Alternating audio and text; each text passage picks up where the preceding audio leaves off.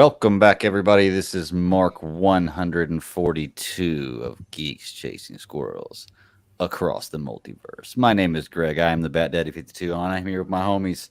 We are here to talk about some media we have taken in, something like that, over the last week. A bunch of shows, some really fun stuff. Kenobi finale this week. Lots of stuff to talk about. Like I said, here with my homies. What's up, Ross? Hello there.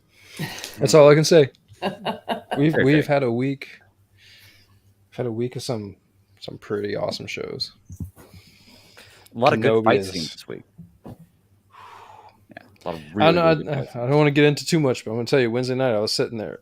Yeah, Wednesday night I was sitting there. I'm just like on the couch watching it. I'm like, man, I'm so happy. so happy. Yes. We're definitely getting into it because yes, tears of joy definitely. We're sprouting a little bit. It seemed in those moments. Sarah, what's up?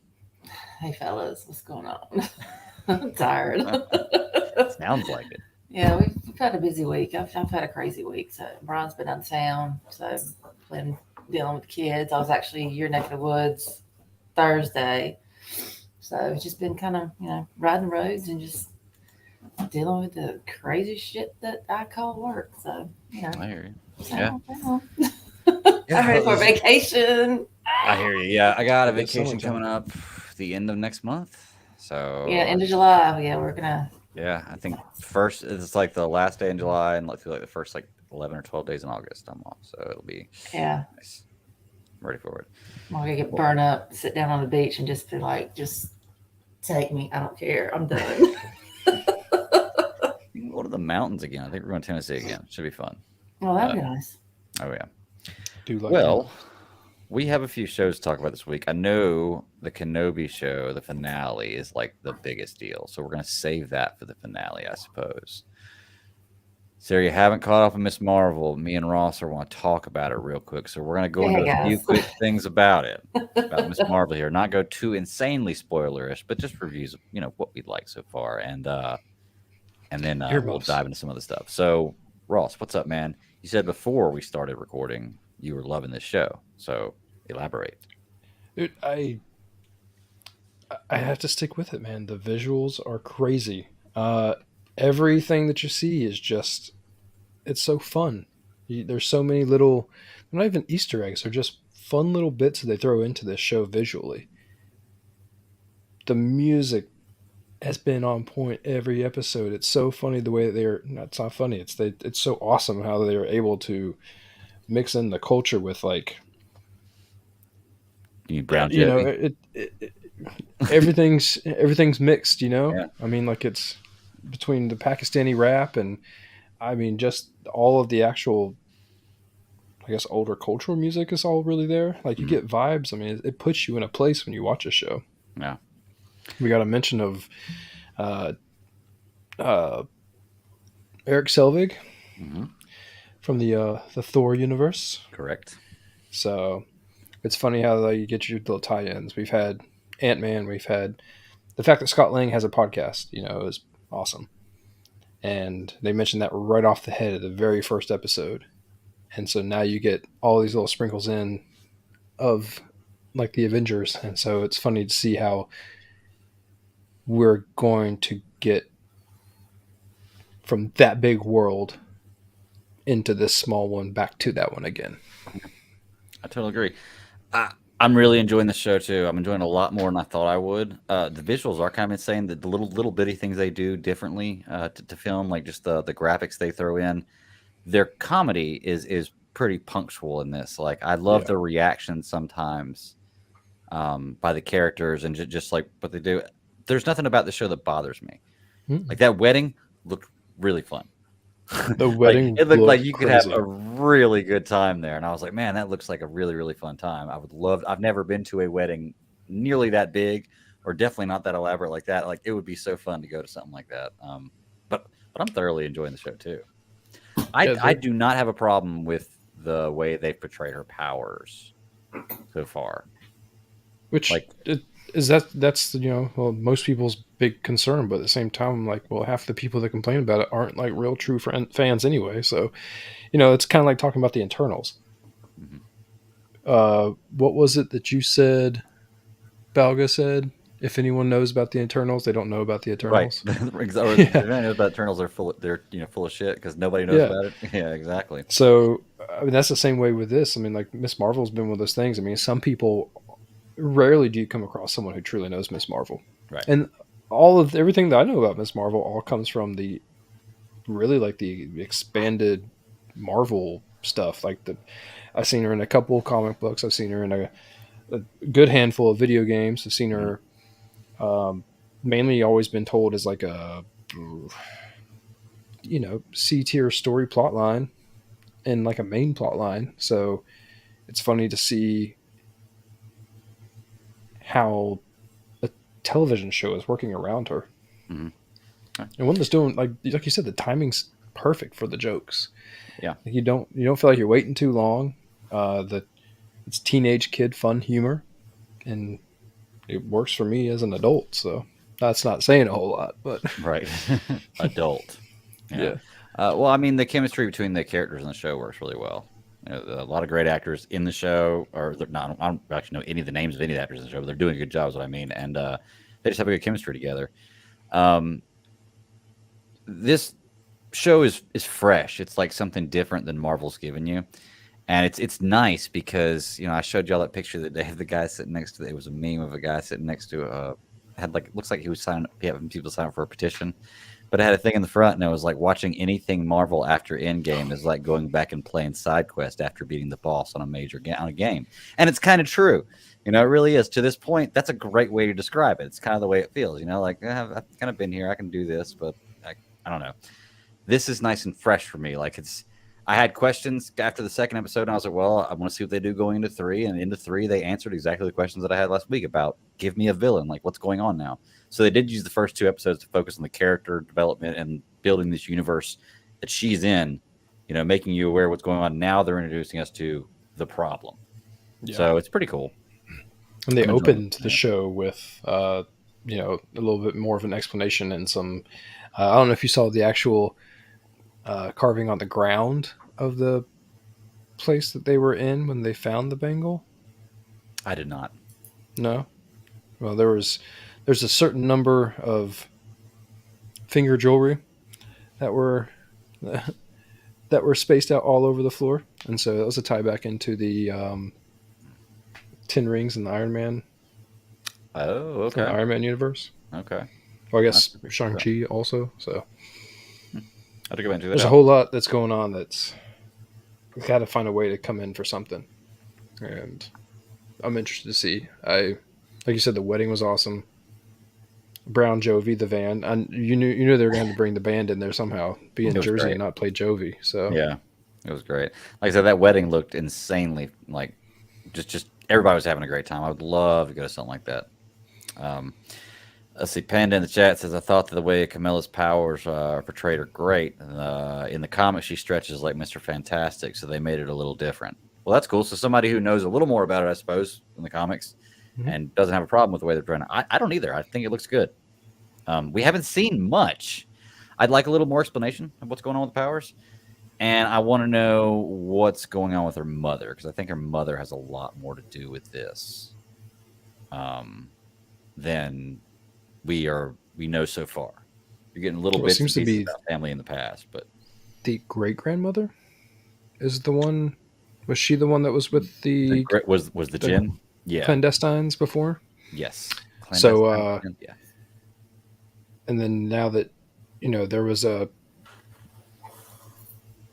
visual that she saw whenever she was in the fight, then the grandmother reached out and was like, "Hey, uh, did you see it too?" And so like things are getting a little weird now. It seems like whatever the mom might just be pissed off because maybe it skipped a generation. Who knows? Yeah, because you got to think about it. The great grandmother would be her grandmother, her mom's grandmother, right? Mm-hmm. It's weird. And then And she the was the one one that shit, gave then the the one, family a bad yeah, name. you're right. I guess the skipping generation thing that would make sense. That's the only thing I could chalk it up to. Who knows? Um, let's see. White Chocolate Espresso says he's played the Avengers game. She could stretch her arms and grow like Ant Man almost. Yeah, She was always the one that she would blow up like a puffer fish into a ball, and then you would use her to like spin things. And so between that and she grew, she shrank. She actually did some of like the Ant-Man things. Whenever you needed to like get into a computer, she would shrink and do that too. So I wonder how far into this show they're going to go with her power set. Like, I I'm think sure that, we haven't seen nearly all of it yet. yeah, no, I was listening to something, and they brought up a really good point. And the show being 6 episodes needs to scratch the surface. I kind of took this away from it. It needs to scratch the surface, and it needs to do that because at some point, if you're going to have this character who's already so young right now, you can do a whole lot with her.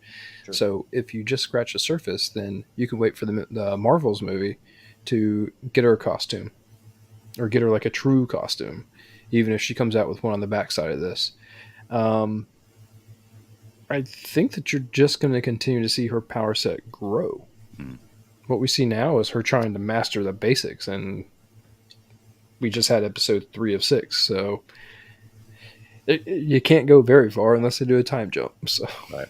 who knows? Well, every episode so far, we've learned a little more about the power, about like where this is all coming from, and then we've learned a little more about what she can do, or she has a little more control, or does something different in every episode so far. Which leads me to the fight scene in this episode was really well done. Yeah. You know, I enjoyed watching it. I think that in all the shows we watched this week, other than maybe Strange New Worlds, there was a really good fight scene in all the shows, especially Kenobi. We talked about that, but teasers.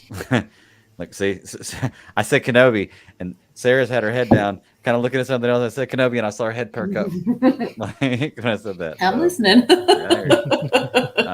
Yeah, really, really good fight scenes. Really well done. I'm trying to talk about the show a little bit, not going too spoilers about it. I also didn't take notes on this one. Actually, I didn't take notes on any of them this week, so I'm going totally off memory.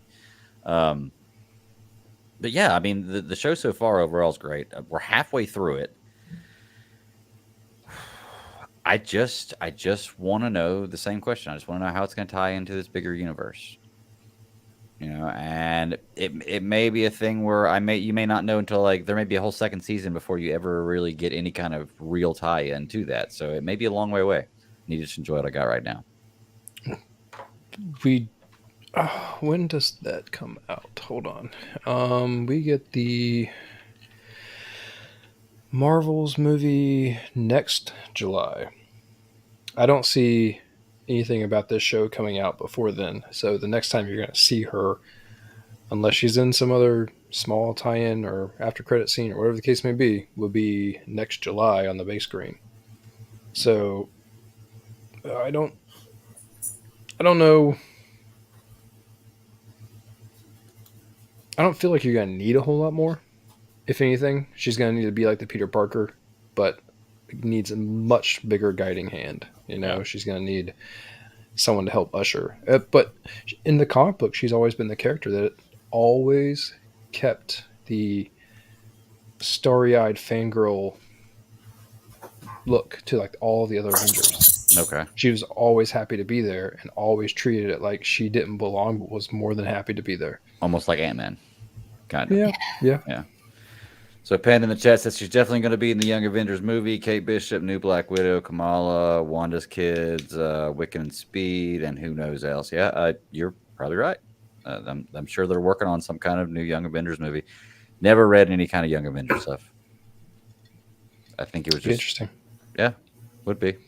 I want to see what their timeline, what their rollout's going to be. You know, we are still working on what they gave us in 2019, I think, the schedule. Minus the fluctuations of all the stuff that they've had to make with COVID bumps and everything else. So, I don't know. Well, I can say to everybody, if you're not watching this movie so far, is thinking about it, it's in the chat right now at least, and hopefully anybody down the show is watching it. I'm enjoying it.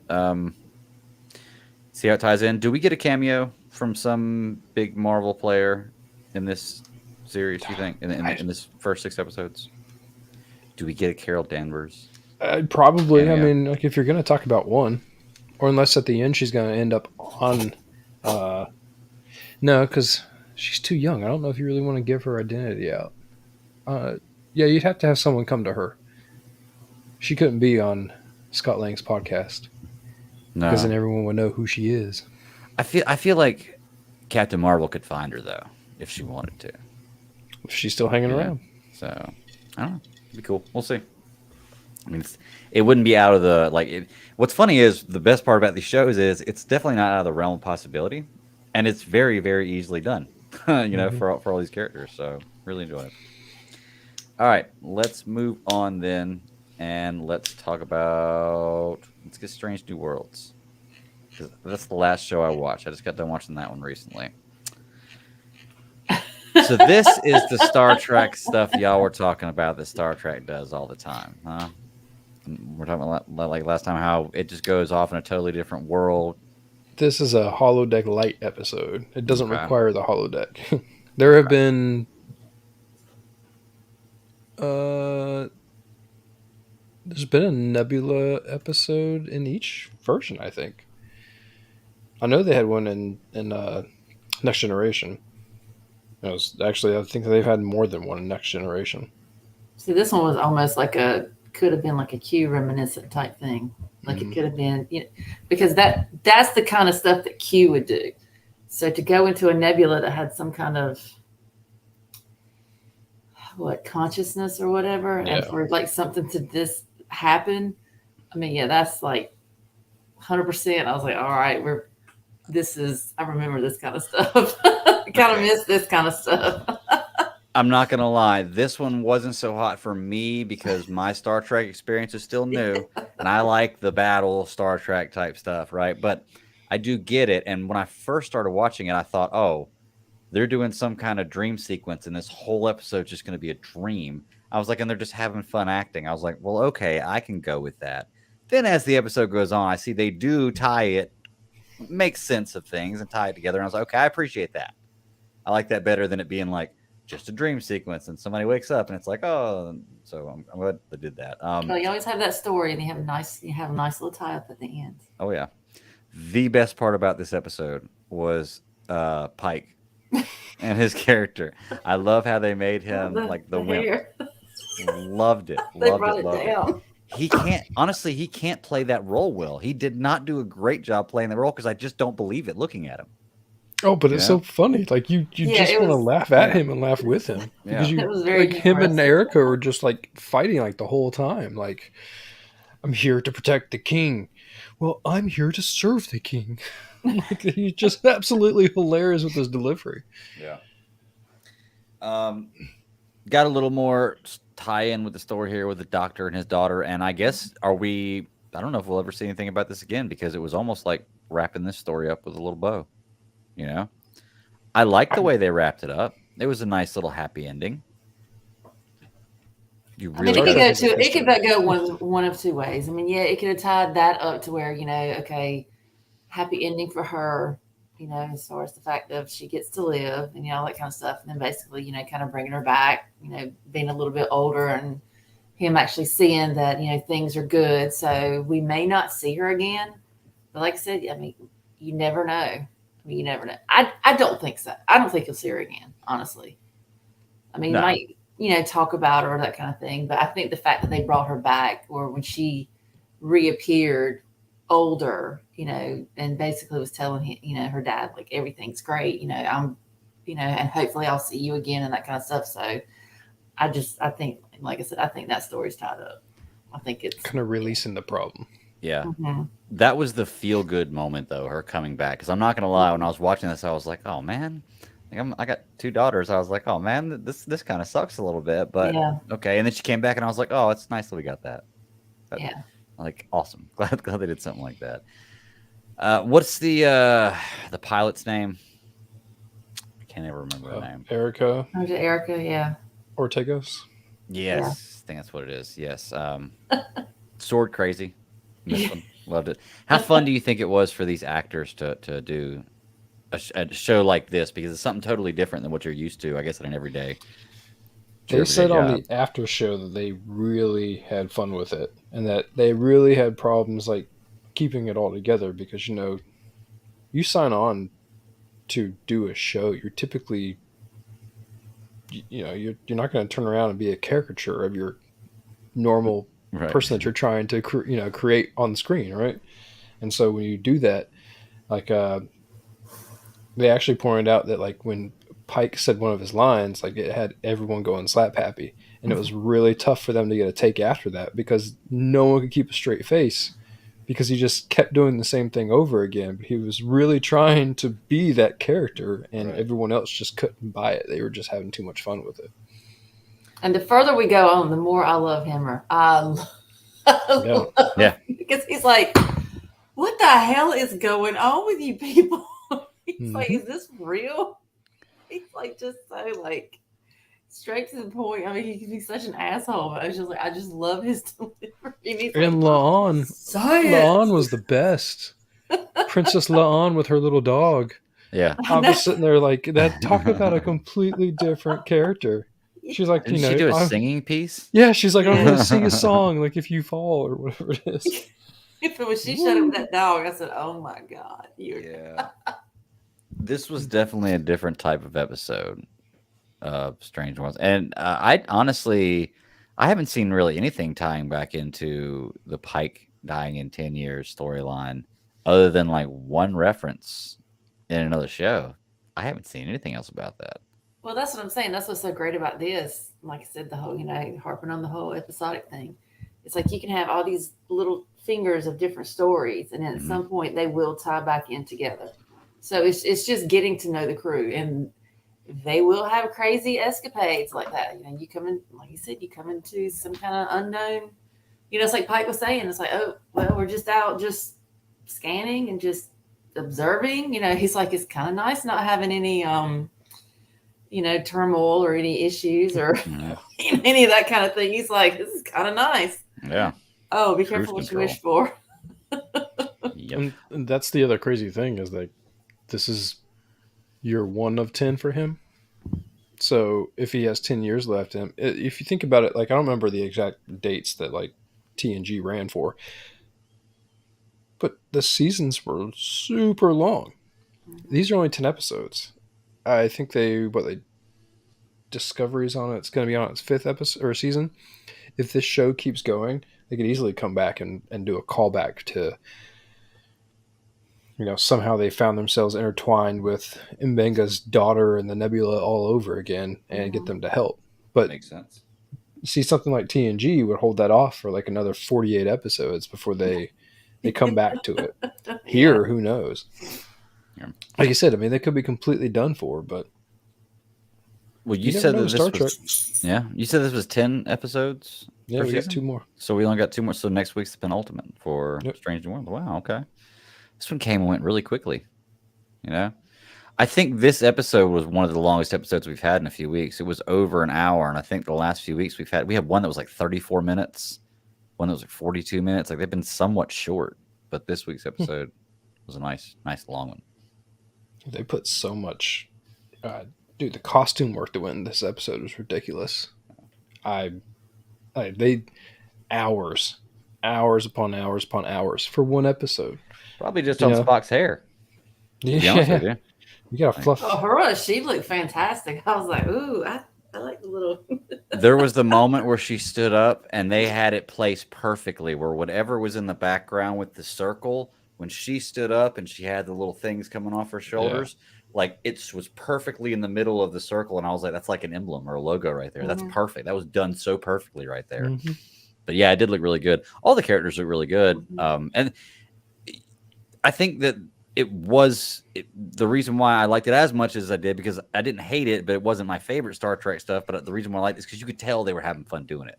Like you can almost see it in their faces, like trying not to crack a smile with some things when they're doing some of this stuff. And I'm like, okay, this is awesome. I'd love to have been there for the filming of this.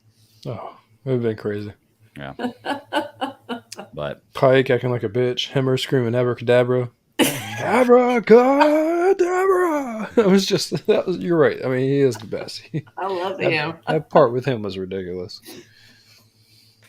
But yeah, this I'm wondering with a show that's so like episodic every week, how you do a penultimate. Like, what have they been building up to have a finale? Well, at this point, I feel like it's going to be the reason for season 2. Okay, so you think the next 2 episodes will work on the reason for season 2? they have their problems, right? I mean, Spock's got a whole intertwined thing, and they've been pretty heavy on that. I don't really see anything happening with Hawkeye. I mean, Una. Um, all of the other, it's gonna have to reach a feel good point, but it's gonna have to reach a point of like despair. That's gonna have to cliffhang you into season two, Yeah. because the show's good enough to have a season two. The show can have 10 years of information. Like literally they can work You all the way could up to really. Pike's death. But we Yeah. know that that they're going to be introducing Kirk, and all those little baby steps are going to happen. We have 2 episodes left. Like, can't just do that in 2 episodes. You can, but not without, Wouldn't be. Yeah. in my opinion, as much TV as I watch, not without making it seem weird. Right. Well, we'll see what happens. I mean, straight on Paramount Plus, 2 episodes left. We haven't heard anything about a season 2 yet, though, have we? Or I haven't. But I I haven't do been not looking know. either. Okay. I have not been looking. I can say that, but I haven't seen any kind of announcement or anything like that. But you're right. Everything I've seen on this show, as far as reviews go, are fantastic. I think Yeah, I the think first that episode, I think, was the only that broke records because there was only one bad review out of every review Mhm. that came out for it on Rotten Tomatoes or something like that. It was crazy, the records that it broke. But yeah, I fun mean, stuff. Prodigy's been there, and only because it was a kid thing, has really only been like their not highly praised I didn't hear a like lot of part of the people propaganda. raving about Lower Decks, but I think that's more of like a certain type of person's going to watch that show. And if you're even going to turn that show on, you're going to like that show because you're that kind of person. Lower Decks is getting its own miniseries comic book line, Oh, nice. so like it's fun. Lower Decks is too much of the uh,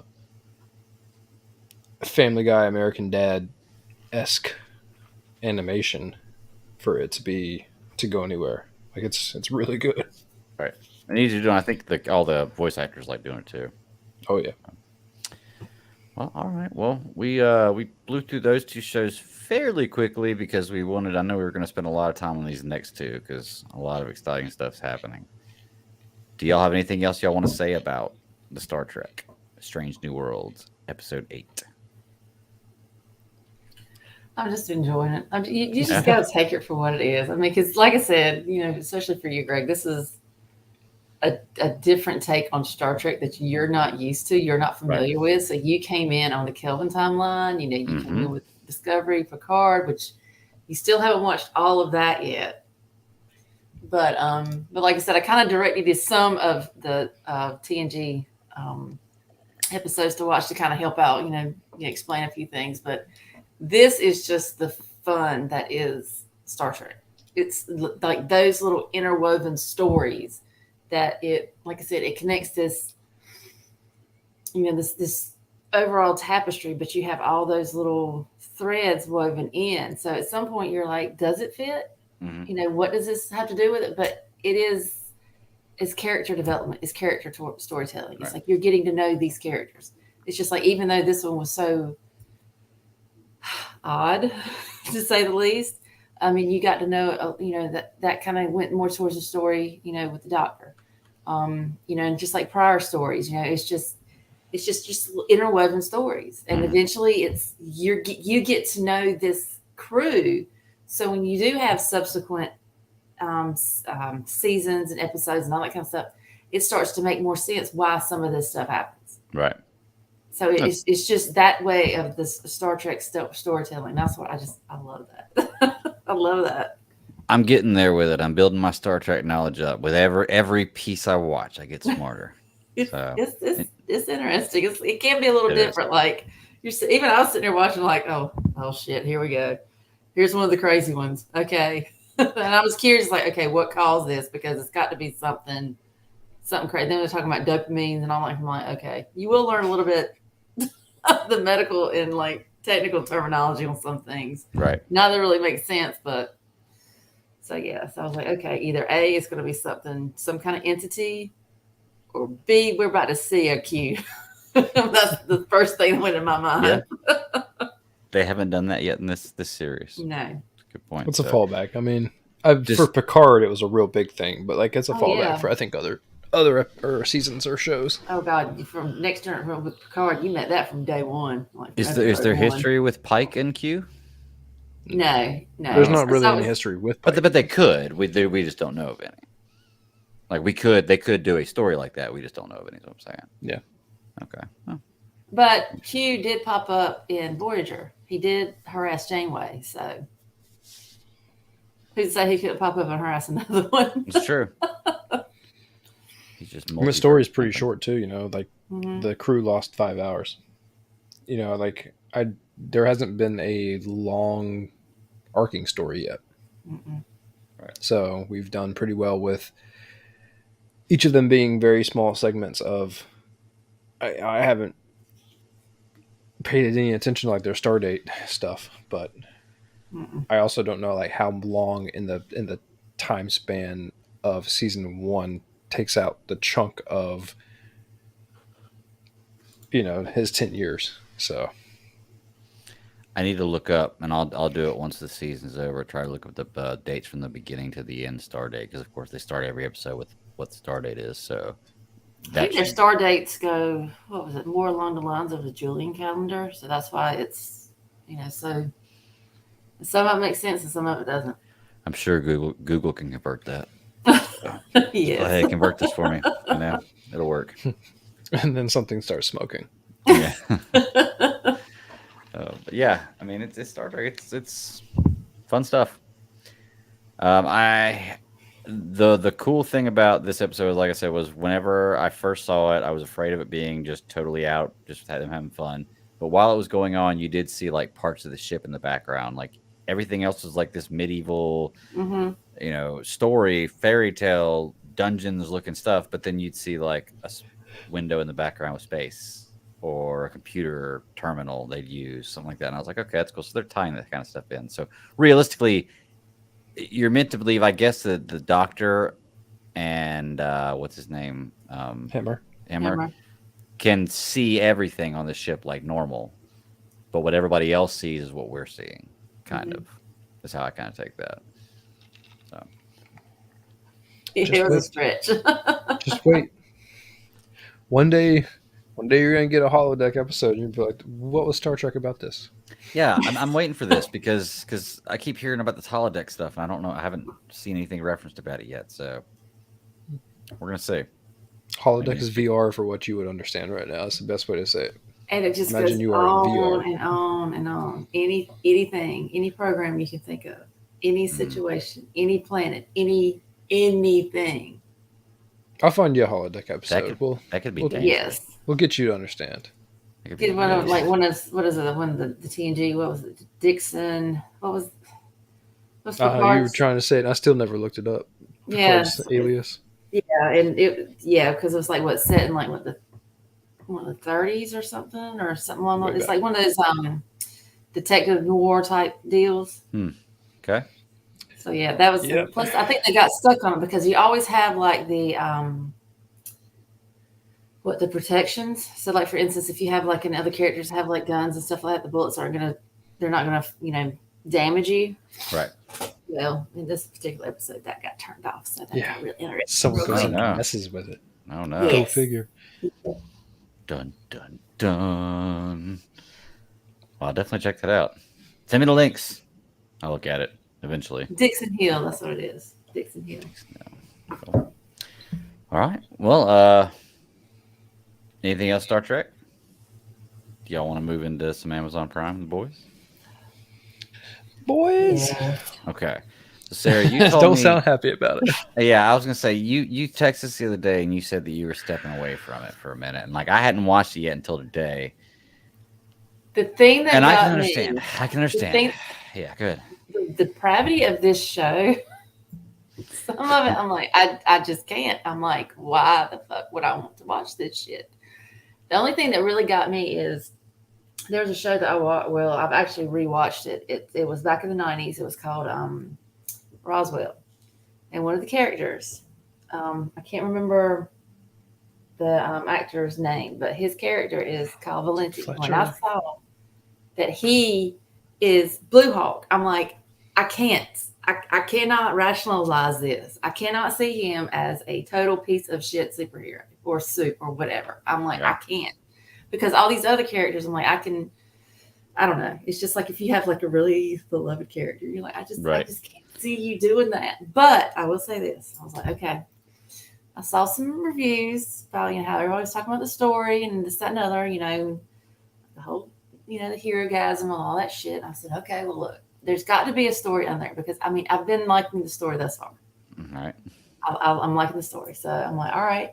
Now, episode 5, I think I might have missed a few things because I was kind of watching it at night. So I like hit my phone fell on my face a couple of times. So I might have missed a few parts, but I've got, But then I was like, you know what? I'm gonna power through it. I'm just gonna power through it because I want to see what's gonna happen with Soldier Boy and Homelander. I've got to see this through. Now I did finish it, so I finished season 6. Episode 6. So I did watch that, and despite all the extracurricular activities that we got to see, this story is getting really good. It's really getting good. I'm like, even the dialogue between the characters, I'm like, you guys are actually getting deep. This is not just the bullshit. And speaking of deep, can somebody get rid of this guy? Because what purpose are you serving? Because he's going to die this season. I have a pretty good feeling he's going after this season. I have a list. I literally have a list. And I'm like, can I just check it? Because, after this, it's like, 12 soups died. All right, that's all I'm going to give for that. So, yeah, it was. But I do have some other thoughts on that. So once we get into the episodes or whatnot, I'll. Oh, yeah. Because Starlight, I'm like, honey, you just need to build a bridge to get the fuck over it. I'm sorry. Yeah, Starlight's definitely a talking point I have for this one. But yeah, this show is getting nuts. Like I said, when you sent me that, I was like, okay, I got to see what she's talking about. Obviously, I was wanting to watch the show anyway, but I kind of want to see what she's talking about. And there were certain moments in the show where I was like, okay, I kind of want to stop watching for a second. It gets a bit much. It gets. She was talking about episode 5. Oh, I'm talking. Oh, okay. I'm talking about when she said that she was like done. She was like, that was episode 5. I'm telling you that, guys. That just hit me wrong. I was just like. It was the Rex Center scene, right, where he goes all white power. Yes, I'm like, there's just some things I'm just like, and that might be the one where I kind of I saw it and I was just like, and I might not have paid it that much, so I kind of just got through that. Yeah, I understand that. Well, for me, I definitely understand that, but there was some stuff in episode 6 too that I was just like, all right, let's just say when they get to Herogasm and. I'd hate to be a dry cleaner for Mother's Day. If I walk to the front door and that shit, no. How Em kept his shit together is beyond me because no. With that giant floating dick. Yeah, that'd be weird. I'm like, you don't answer the door like that. What's wrong with you? In this universe, though, is there anything really that weird? Homie had a gun and should have just shot it, but I don't know what kind of good with that would have got you. I'm like, and is that his only superpower? That. It's not a bad one to have. He's of 2 minds, I guess. Yeah, but imagine even. Oh. I know I was having problems with my internet earlier. I was watching my television, and then for some reason I need to get a new TV in my bedroom. It disconnected from the internet, and it froze. And it froze right at that exact moment when Mother's Milk opens that door and then and froze. And I was like, oh, that's awesome. There you go. I was going to take a picture of it. Just send it on. I was like, well, there you go. That's really. So I had to watch the rest of it on my phone, so I could have watched it twice because it were around at like a minute and a half whenever I went on my phone to go watch it. But yeah, it froze right at that moment. And I was like, okay, this is that moment where I kind of want to stop watching the show. And I see what Sarah's talking about. Yeah, all I can think about is aliens and mouth huggers. This episode started off with the Deep doing like a YouTube video of bullshit. Just bullshit of what actors do now with bullshit causes. It's funny to see him pick on that. You see it all the time with bullshit. And to see him do it, and then to end with Black Noir with poster board because he doesn't talk, which is really funny. But then you move on to Homelander really starting to be worried and like turning into the kid. Like it's unfair. Like Soldier Boy, like no, it's unfair. Like and you see him quivering. You see it in his face, Mm-hmm. and then he's like Black Noir, like you're the only one I can trust. And then Black Noir just basically says nothing, gets on the elevator, right, and just like digs his shit straight out of his arm. He's Like, like, nope, I'm fuck this, I am done. out. Hey, I'm we not didn't, getting this because I know too much about that. No, Yep. and we not didn't get touching anything that else one. about that. Hey, I think that Black Noir knows how to stop Soldier Boy. I think he might be the key to doing that. Or he was the key that screwed him up. Like it Yeah. sure seems like all the arrows are pointing towards the fact that he was the reason why Soldier Boy got hemmed up in, Oh, Red they're State. pointing all So kinds of fingers. They're pointing Yeah. all kinds of fingers. Yeah, I want to see more about that though, because I like the character Black Noir. I'd like to find more about him, but it's cool now that I see that there is story with it, and I think it's going to be big. We Yeah. just got to figure out what it is. but you get A-Train's doing some Africa dig thing now. That's not going to go over well. The scene with him and Ashley just once again yanking out more hair, but standing up to him.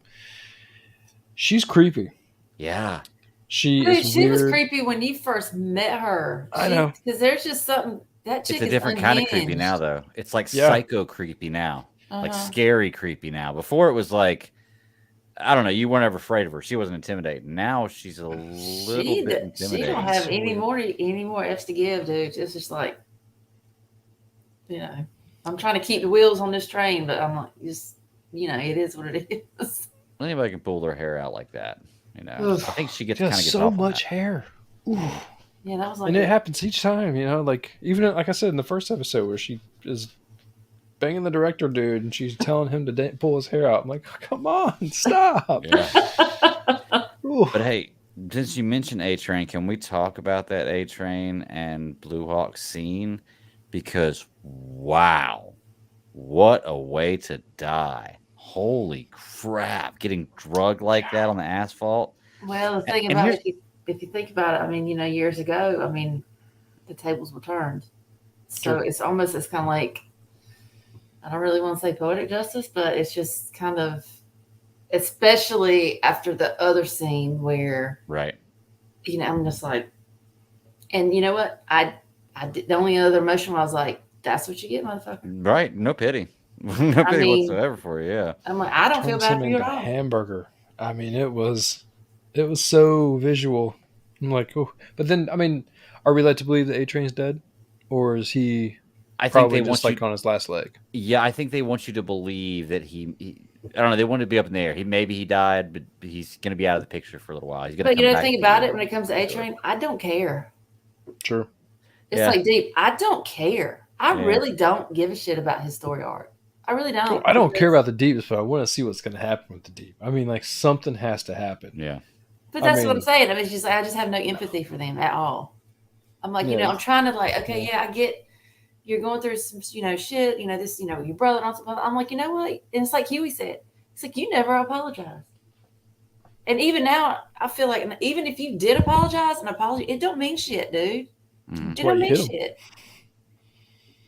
I did love that scene, and it is funny because like the timing of that was perfect.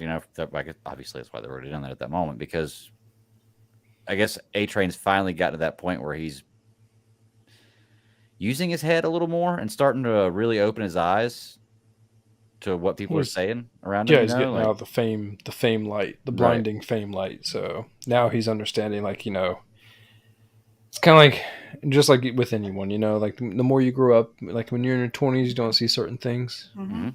You're in your 30s, you start to kind of figure some stuff out. You start to get probably higher up in your 40s and your 50s. And you're like, life could have been so much easier if I just would have done these things differently. Mhm. He's just finally reaching to a point where he's physically being affected and mentally and emotionally being affected by people who were just like he was. Mm-hmm. Uncontrolled, powerful beings that, have no real recourse. Well, the thing about it is now they're starting to think about their mortality because, a lot of these guys are thinking, especially Homelander, why he's wigging out. It's like because, I mean, we'll get to that, but I just feel like some of these guys are finally facing mortality. If you're finally like, yes, shit can happen to you now. I mean, it's not like you can just go out and just be, straight up untouchable. One of the best scenes in this episode was with Homelander talking to himself in the mirror. Yes. Because that's got to be hard to film. The emotion in his face was just great. Like, he did such a great job with that scene. We haven't seen that from Homelander yet, have we? Like, we haven't seen a alternate personality controlling him. I said that it was fractured. I think that he's always been fractured, but not to a point where we've seen it like this. And I think that they're really trying to show that he's coming unglued because he put himself in a position that he's not capable to handle, I guess is the best way of saying it. Like he's going to be CEO of VOT, but you kind of saw the lead up with that, because especially with what was it? Was it Madeline? Yeah. Because you saw that relationship with with her, and then for how that turned out, you're thinking, okay, yeah, this dude. But it's just like all the relationships that he had, they'd always like just gone to shit. No matter how much he wanted it, how hard he fought for it, it just always fell apart. And now to actually see, like you said, a visualization, like you said, of that fractured, and it's like, okay, I get this. This makes more sense because now you're seeing that vulnerability that's kind of coming to the surface. And like you said, it's like that cancer you still have. That's that human part of you. And it's just like, and I think that's the only thing that's really keeping him from really just totally going all like bizarro and all this kind of stuff. So 100%. That's the only thing. That's the only thing keeping him sane is the fact that he wants good ratings and people to like him. And then all of a sudden you don't care about that anymore, and you have the ability to do whatever you want to do. Then you are an insanely dangerous person. Because he has alluded to that multiple times. Like, what if I did lose my shit? What if I don't care? What if? I'm like, especially now where this episode leaves him. I mean, I don't want to skip ahead too far, but it puts him in quite a position of uncertainty. Like I said, that mortality as well. Like, maybe I'm not as. Well, and I got to be honest with you. We go and talk about it right now. We're just kind of jumping all over the episode. The fight with there's a fight with Homelander and Soldier Boy and Butcher at the same time. And I guess it's really Butcher and Homelander, or Butcher and Soldier Boy versus Homelander. It's not really the fight between the other two. But he's kind of holding his own. 2-on-1, and then Huey comes in and it's 3-on-1, and he's still kind of holding his own. So I think Homelander, even with Soldier Boy there and the powered up Butcher, still has the upper hand with these guys. They've got to catch him at the right moment. Yes. Like they had the element of surprise in this fight because he didn't know that Butcher and Huey had powers.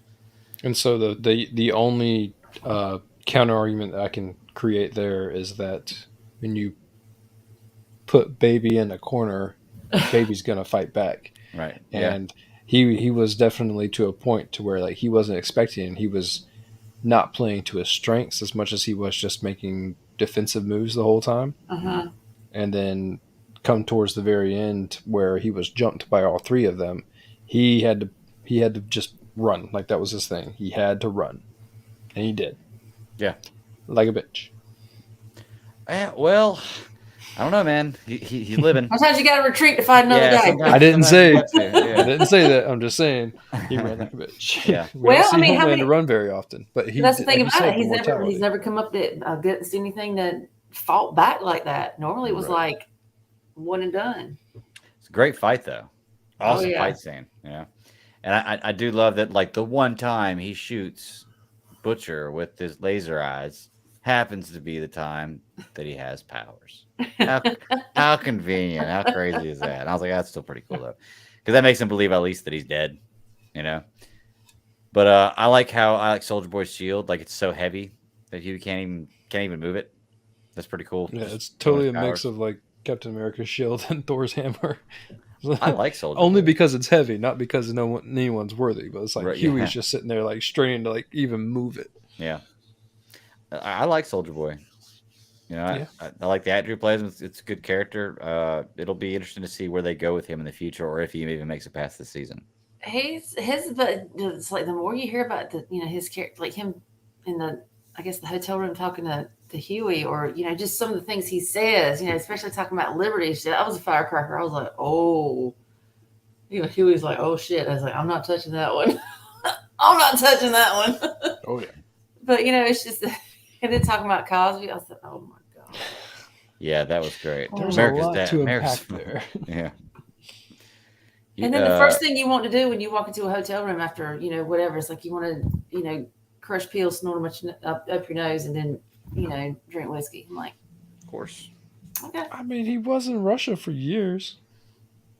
it's true. It's kind of like it's kind of like watching the Umbrella Academy thing. Like at the same time, like you start trying to figure out the timeline there, you're like, shit. You know what would be nice? A full night's of sleep. Like that would be nice. Yeah. And I'm sorry, I get it's for the story, but what are the odds that in 3 different places in the world you walk by a radio at the exact moment that it's playing this Russian song that sets you off? Like, come on. Like, give me another trigger. Give me some other kind of trigger, because there's absolutely no way. I've walked around the world, different places in my entire life, and I don't think I've ever heard a Russian song playing on the radio once, if not definitely not twice. And now this is the 3rd time within 3 episodes. Would you know a Russian song if you heard one? I'm only curious. Maybe I would recognize a song that I didn't know, like a language I didn't know. I don't know if I would recognize the same song. I definitely wouldn't do that. But oh god, what was it? Du hast. It's kind of like back when that song was like real big, the techno song. No one realized what they were saying because it wasn't in English. I still don't know what they were saying, but I don't care. They were saying, "Soldier Boy, blast this fool." Yeah, hey, works for me. I just like Soldier Boy as a character. What do y'all think about the Kimiko and Frenchie storyline they have going on here? That's crazy. Yeah, I thought they were gonna kill her. I really did. I was like, oh, she's gonna die. Yeah. I was like, oh, yep, she's gone. Kind of surprised. I did not think she was gonna die. I did not think that she was gonna turn around and whip ass the way that she did when she got out of those cuffs and started using those cuffs to stab and everything else. I mean, she got the shit kicked out of her, beat up. But at the same time, I mean, like she took one down, used them as a body shield. I don't know. I mean, it does take quite a bit for like a small cow bullet to go through a body, but at the same time, like not one of those passed through that body and hit her. I don't think so. And then I don't know. I mean, in the show, no. In real life, I don't know. It takes a lot. Yeah. But and then to turn around and, like I said, she got the shit kicked out of her, physically beaten, and then she finds, what is that, the giant nail or whatever that is, and then just starts stabbing the dude. I mean, the whole thing is, when you imagine watching it through Sergei's eyes, when he's locked throat to that piece of metal, what do? You're watching all of that happen. I mean, and that's the thing about it, because she doesn't have her powers now. So that was the big thing afterwards. She's saying, "I'm the monster. It has nothing to do with the V. It's me." And that was another parallel with Huey and Starlight and Annie. Well, but does she have her powers back? Like, are we meant to believe like she had some of it back? Because I don't think she has like that strength to fight that guy without some kind of powers. Well, she doesn't have her healing power. Maybe she's weakened. You think? I think so. It's gonna be a little playing towards the end of the show, but if Soldier Boy hits someone with a blast like Homelander, and then we're led to believe at the end of this season that Homelander's down for the count because, Kimiko never healed back after getting blasted. Well, if we start to see it come back in Kimiko, then that's going to be the, it's going to be the levitating rocks in the coffin from Superman. Like it's going to be like that. We don't know what happens, but something could happen. Because you really don't know what the full effect is, because some of the ones that are not as strong, yes, he just full blast melts them. So you don't really know how it. Because he blasted that whole house. He's And all the blasted people the died? city block. He blasted the Right. other one. Then he blasted the house. I mean, But when he homie's blasted the he's house, got we some don't know. range. Like, there was a lot of people in that house. Mhm. And, like, I don't know how many people totally died, but not everyone died. No. So, I think he there's said a it lot was of bloody 12 naked soup. people It was outside. 12 soups and I think like 19 other people. Yeah, that sounds right. Something along those lines. I mean, yeah, there were a lot of people at the orgy. Hero-gasm. Is that what they called it? oh, yeah. It's like what, once a The year? 70th anniversary of. That Soldier Boy actually started. And So back he what, said. 52? 1952. That's right. Dude, MM, I could totally get it. Like, Yeah, I can I- too, but at the same time, it's like, I his can get it. OCD and like the mess part was the best. Like that, that's fucking me up and down. Yeah, I like when Termite came out. I'm assuming of the girl, and then just like brushed up against him. He's like, "This is my favorite jacket," and, like, Yeah. like all down the arm, and you're like, "Oh no, you Yeah, didn't." because you're like, Just wait. But then to turn around and get straight up blasted by a God soup knows I'm only what. gonna call Discharge. yeah. A discharge. Yeah. You didn't see where it was coming from. And this is apparently not his first time on screen. If you've ever watched the Not a Scary Movie movies before,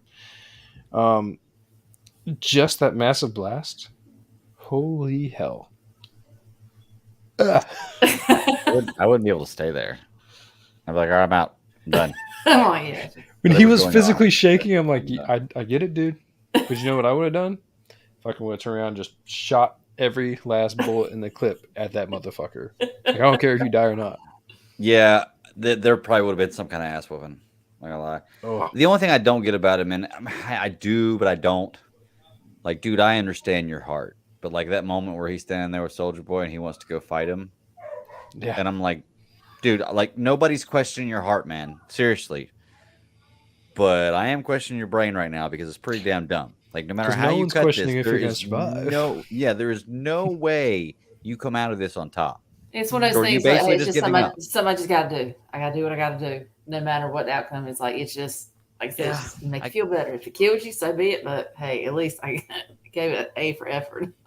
I've never had But- anybody throw a Mercedes through my house and kill my parents, so I can't say how I'd react. And it's funny But- the way he was talking about it afterwards, like checking the burners and stuff. I'm like, I must be confused about what he's talking about. Well, I think that's just one of his OCD traits. Because he Oh. said that after that moment, that was when those traits started kicking in, and after that night, he had to check the stove 3 times every night, or Soldier Boy was coming back to kill them all, and that was when he started. Because she actually started that conversation when he had his tick in his hand, and that was kind of how that started going. So yeah, I mean, I get it. OCD's a bitch. But apparently, it makes you very good at cunnilingus because I loved how Andy was sitting there talking to the dude at the door. Like he just gets in there, he just eats it all the way. I'm just like, she has no idea what she's just trying to say. I was like, wait a second, what are you talking about? And then we said eats it all the way. I was like, okay, I remember that scene now. Yeah. Oh, it's so good. Yeah. Almost like extremely Christian growing up girl trying to talk dirty. Yep. So, you know. So, and I'm wondering what's going on with this Huey and Starlight storyline. I mean, granted, I know that in the end they'll probably end up together, or they'll probably end up deciding to stay apart and be friends because it's whatever. I don't care. I don't care if they're in love or not. I like both the characters, but I don't understand what's going on. Like, me personally, I'm a guy. I think she needs to chill out a little bit. Just me. Well, I totally get where she's coming from. I get where she's coming from to a certain extent. Yeah, but it's not fair for her to go to him and say, "Oh, well, this is not you. This is maybe shit changes, lady. You guys have gone through some shit." And it's like, the fact that he feels like he's like, I can't protect you. You're always protecting me. It should be like at least I don't want to be the damsel in distress. I don't want to one that's always been saved. And now, and he realized that you can't play nice against these guys. You can't do that. We figured this out. You can't. And he's like, you know what? If I get an upper edge with this shit, then so be it. I just don't think that was fair for her not to understand his viewpoint. Don't sit there on that soapbox and say, "Oh well, I just can't." You've got all the power, lady. You've got this extra shit that to protect you. Mm-hmm. When have you ever had anybody to protect you? You're already pissed off at your mom because she threw you all in all this shit, and you're pissed off because you've always been in this. I'm like always playing the victim. She always has played the victim, but yet when the one person that really wants to protect her is looking out for her, she's like, oh, I can't believe this. This is not you. I can't believe that. I'm like, she's so full of shit. I'm sorry. I just can't. I just can't buy it.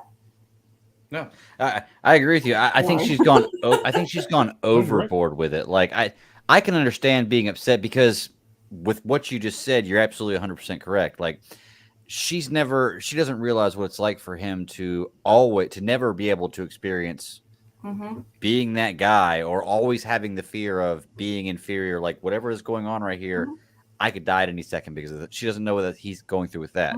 But that's not his only objective with this. So I can see her being mad to a certain extent with him about stuff because that's not his only objective. Now I can see her being mad because he took the temporary V. I totally get that. I totally get it. But I understand where he's coming from too. But it's like she has these blinders on and she's looking down this one singular path and doesn't kind of see, okay, there might be variations. Who else has she really talked to about, getting on the team? It's other soups. I mean, number one, why in the hell would you say shit to A-Train to begin with? Did you bump your head? I mean, come on now. It's like asking the deep to help. No, you can't trust these guys. So, I mean, I don't know. She grew up with powers. I mean, that's a totally different dynamic of the conversation. And what she was trying to portray was that it's the Uncle Ben scenario, great power, great respect, or responsibility. That she grew up with that. And what she's trying to say is that just like with Kimiko and the whole monster thing, she's basically telling Huey, it's like, this is the real you. Like, and if you had powers, this would be what you're doing, even though what you're trying to do really is stop all of the negative things happening, like, well, I mean, it's a double-edged sword. Has to be stopped. I mean, either way, it's a double-edged sword. It's just like the same thing, like, somebody has straight hair, wants curly hair. You have curly hair, you want straight hair. Whatever you have, it's like, Huey just feels like it's not enough. And so, and then, she's telling him, like, you are enough. He's like, bullshit. No, I'm not. It's just that differing of opinion. That's the fact arguing naked. And it didn't even, part. It makes me think they've done this before. Yeah.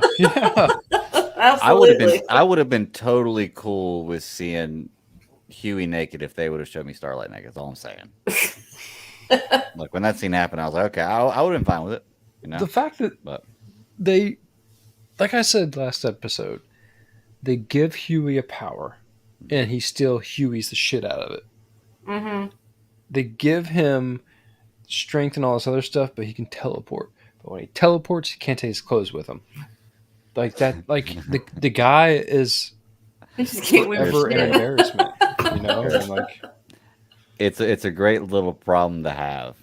Like, I give him just a little bit. You can't give him everything. You just gotta give him just a little bit. It would have been even more embarrassing if he teleported the two of them and she actually brought her clothes with her. Right.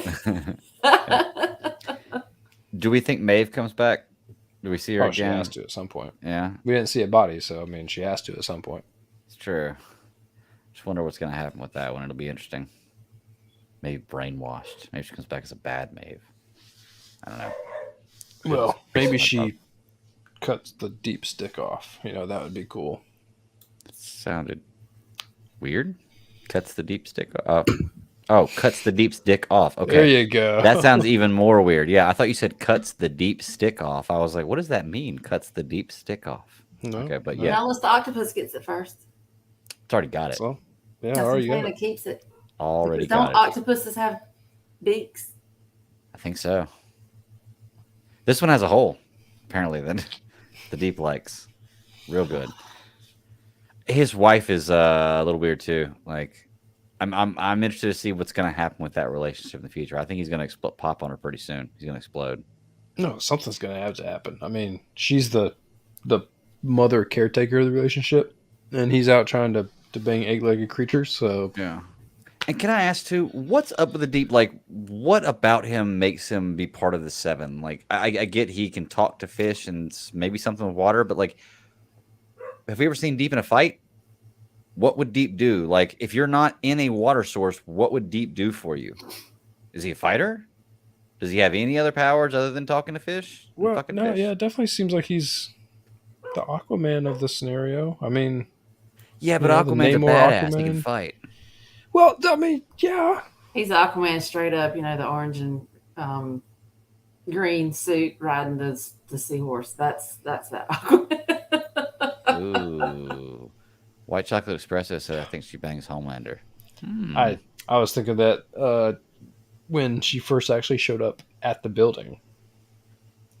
Yeah. I mean, it's a possibility.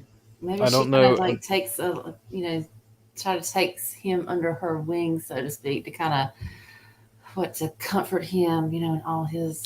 One of two things can happen, and one of them is that he ends up turning her into a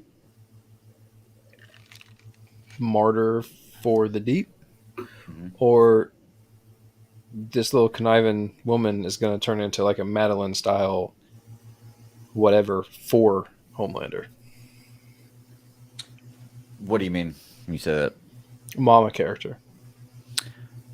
Oh, talking about Starlight? No. I'm talking about Deep's wife to Homelander. Oh, okay. Because she definitely has that listen and do what I tell you to do, and it's going to get you further ahead. It's kind of the same, like, Madeline style, like, Homelander, you need to shut up and be, listen to me. Like, so one of those two things will happen. I was actually under the wrong impression there. I thought we were talking about Starlight when he said I think she bangs Homelander. But that makes more sense. You're talking about the Deep's wife. Yeah, I see that happening. What are we going to say about Starlight at the end of this? Just letting it all out, man. It's all out there now. She Black Widowed it. I mean, for an orgy, right? She brought their balls. I mean, she laid them shits out there. She did. So it's going to be interesting to see. We have 3 episodes left of this? I think 6, 7, 8. I think it's 9. Is it 9 episodes? 9 episodes, and this is episode 8 or 9. 6. Yeah, This is episode 6. So we're getting somewhat close to the end. This was 6, wasn't it? Yeah. Well, like I said, I mean, it's just now you have Soldier Boy, and it's just kind of he kind of, I don't want to say like really kind of showed his hand yet, because as far as like the explosion wise and all that kind of shit, but I mean, he's element of surprise. He doesn't have that anymore. No. So Homelander, I mean, it's he did escape. He escaped. I mean, like I said, you kind of live to fight another day. But if you had 3 of these guys, when's the last time that he actually got held down? Mm-hmm. Even though it took 3 of them, but still, it's like your ass was still on the ground. Yeah. There are 2 more episodes. Okay. So next week's penultimate of this too. We get 2 penultimates next week. Cool. I think that the most interesting question for me, or one of the most interesting questions for me, is going to be, now that Starlight's done this, what's going to happen in this universe with Vought? Because Vaught's like Disney in this universe. Everything's got something to do with it, tied to it somehow. Food, merchandise, every single thing you can think of has something to do with Vought, and they have their hands. It's the Walmart Disney baby of this universe. What's going to happen with that in this society if Vought goes down like this? Or does Vought go down? I mean, I was just really surprised the way they took Edgar out. I'm like, okay. Well, he's not taken out yet, right? Yeah, he's sidelined, but yeah, but still, it's just like the way it got turned, especially with Victoria / Nadia. Head Popper. Head Popper. We were questioning last week whether he had powers or not, Edgar, and I actually just want to look it up because I'm sure it's probably online with you. Yes or no. I think he does. I think he might have some kind of power that can stop Homelander. He has something on Homelander. I don't know, man. He's got to have something. There was something that held him down for years. Now, how was Homelander created? Because he was he like? I think he's a test tube baby. Yeah. But I Well, he was wonder. part of the experiments of the German scientist dude 'cause they went to his house. He was raised in that house. But I wonder what his genetic material that he was created from. Hitler. I don't know. Some evil guy. I wonder if he just got great ratings if he wouldn't be evil. If everybody just loved him. Well, that's so. Actually, you were talking about the end of Vought. Like, what would that mean? And it seems like Vought is the tool to keep all the soups in line. And so I don't know how many soups there are in this world, but it sure seems like there's quite a bit. Without Vought, they don't give them like the pinnacle to reach. You know, they can't be in the 7. But then again, they can't be street level heroes. You know, like what are they doing in order to be a hero? Vought seems to be the machine that keeps the soups in line. And it does seem to be like the whole rating based thing, you know, like that's why Homelander is so dialed into it. But it seems to be like for the people that actually want to be soups or use powers, then they're a part of this system. Yeah. It'll be interesting, man. Maybe there'll be a whole soup civil war after Vought falls. There's got to be some of them that are going to stand with Starlight. You know, there's got to be. Gotta be something. We'll see. Was there anything else about this episode y'all want to bring up? Nope, but I'm going to step away. I'll be right back. I think I can just leave that one down. You're good? Okay. There was plenty that was up. Now we can just let it go down. Okay. Well, Ross stepped away for a second, but you and I can go ahead and step into a galaxy far, far away. Mm-hmm. You know, actually, before he gets back here, so he can start with the Obi-Wan, I got on my Audible the other day on my phone, and I now have like 16 Star Wars books, and I had 4 credits, and I was like, all right, well, cool, let's go buy some stuff. So I spent 3 credits on DC books. I bought just some random Batman history book. And then I bought 2 of the 6 DC Icon series. I bought the Catwoman and the Batman books of the DC Icon series. So I'm gonna listen to those, and I might buy the other 4. It's like Harley Quinn, Canary, Superman, and Wonder Woman. I think are the other 4. So, but they're short books. They're only like 8 hours long, so they're not too bad. Mm-hmm. But I also got the Star Wars Dark Disciple book, which is a really, really good book. I mean, it's read by Mark Thompson, which I think for me is one of the best parts because he does such a great job with the characters. Although I will say his Mace Windu in this book I don't know, it's almost like a Colonel Sanders type talking. It's not somebody I'd imagine when I see Mace Windu, and I don't know. But I mean, yeah, he does a great job with it. But this book is great. I don't know if you've read this book or heard listened to this book, but it's right in that wheelhouse, that timeline we like. It's the completion of the Asajj Ventress story after where we left during Clone Wars. So it's in Clone Wars. It's Asajj Ventress and I can't remember the Jedi's name that I just met today, Bond something. Anyway, and they're trying to assassinate Dooku, you know. And this story, I'm like 4 chapters in now, and this story leads into exactly why I feel like, one, Obi-Wan is the best Jedi ever. Because he's in this book too. You got Yoda in this book. You got Plo Koon in this book. Like there's so many Jedi. It's awesome. The whole council. But it shows like the Jedi are ordering this assassination, but they're having to get Asajj Ventress to do it because Jedi don't murder. And it's like, okay, it's going around the rules, and it furthers my argument of why the Sith are and always will be better than the Jedi. Just realistically, I get they're evil, but at least they're honest with it. At least they're honest, exactly. At least they're honest, and they're very thorough in what they do. You know, you make that argument with everything, or you can make that argument with everything. You can. You know, you're right. There's a reason why criminals will always, exist. There's a reason why. We're just talking about the boys, There's a reason why that stuff happens. This is why true. The boys have to get their hands dirty. I just know that I said this before the Kenobi series came out, and I will stand by it now. Obi-Wan Kenobi is the greatest Jedi in the Star Wars universe history, the best I've ever heard of or read about. And He is the chosen one, period. He is 2-0-1 against Darth Vader all time lightsaber battles. Okay. And had he chosen, that could have never happened. It could have ended a long time ago. He's had multiple opportunities to say bye-bye to Vader and chose not to do it. So, which would have been my choice, which is why I can't be a Jedi. But Obi-Wan Kenobi is, he's the best character in Star Wars. Just saying. And we got a finale for his show this week. Well, hey, man.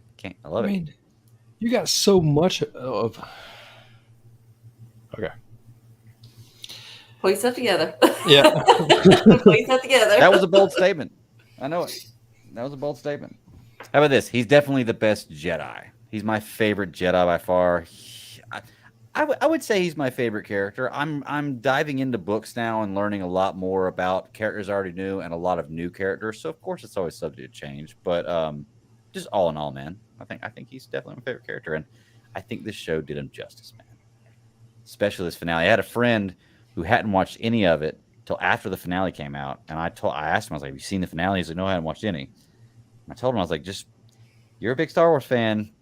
That last episode is made for you. Like, it's gonna hit you in a lot of really feel good spots."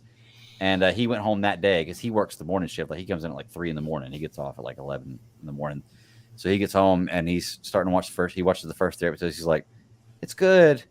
He's like, "But it's, I'm waiting to get sold on." I was like, "Just wait." I was like, "Watch the last 3 episodes. So when the cameos come in and the story starts to come together, and then when you get to the finale, let me know." And he was blown away with the last 3. And I was like, "Okay, cool. Got somebody else in there." So now that I'm sitting here and chased a big squirrel about Star Wars and Obi-Wan Kenobi before the show, let's talk about the Kenobi finale. Sarah, you were the first one to see it of us, I believe, and you messaged us, let us know you'd seen it and loved it. So start us off. Overall, what did you think? Did they nail it? Well, first of all, fortunately, I was able to watch it that Wednesday morning. I told Gage, I said, "Get your ass up. We gotta watch this. We gotta watch this. Get your ass up. Come on." Brian, of course, was out of town, so I knew he wouldn't see it till later. But I was like, "We gotta watch this. We gotta watch this." Oh my God, I'm just sitting there, literally, like on the edge of my seat, like, what is wow? Because I mean, it's just from episode 3 on, it's just been. God, I can't even articulate it, honestly. That feels like, it's like my eyeballs were just like, whoa, I don't even know. They couldn't even translate into my brain what was going on, because this is like the story that you wanted to see. It's like, what is it? Because one of my favorite scenes from any Star Wars thing, and I've told you guys about this, is one of my favorite relationships is Anakin and Ahsoka. Because to me, I just feel like that added to his, downfall or whatever. But to see basically another fight, a battle between the two, after, the episode 3, because, that was like penultimate. You're like, "Oh my God, this is awesome." And then to see that again, and then to see how it ended, to know, like, I've seen this before, and and I'm sure you guys have seen this also, because you've seen the faces of, like Anakin and Ahsoka, because I'm probably not even making any sense. I talked to Brian about this the other day. I was just like, it's just to see that put together to where it's like, the first time, like how you're seeing his face, because I honestly feel like that when after that last battle with Anakin and Kenobi, I still feel like that was Anakin. I think that was because, it's like, well, end of, episode 3 is like, he's Vader. He's like, I don't feel like he was, because there's been Anakin has still been pushing, because after 10 years and you're still after all the Jedi, you have your Inquisitors, you're hunting Jedi. His ultimate goal was to find Kenobi. If he was literally Vader, 100%, that would not factor into it, because he still had that emotion that was driving him.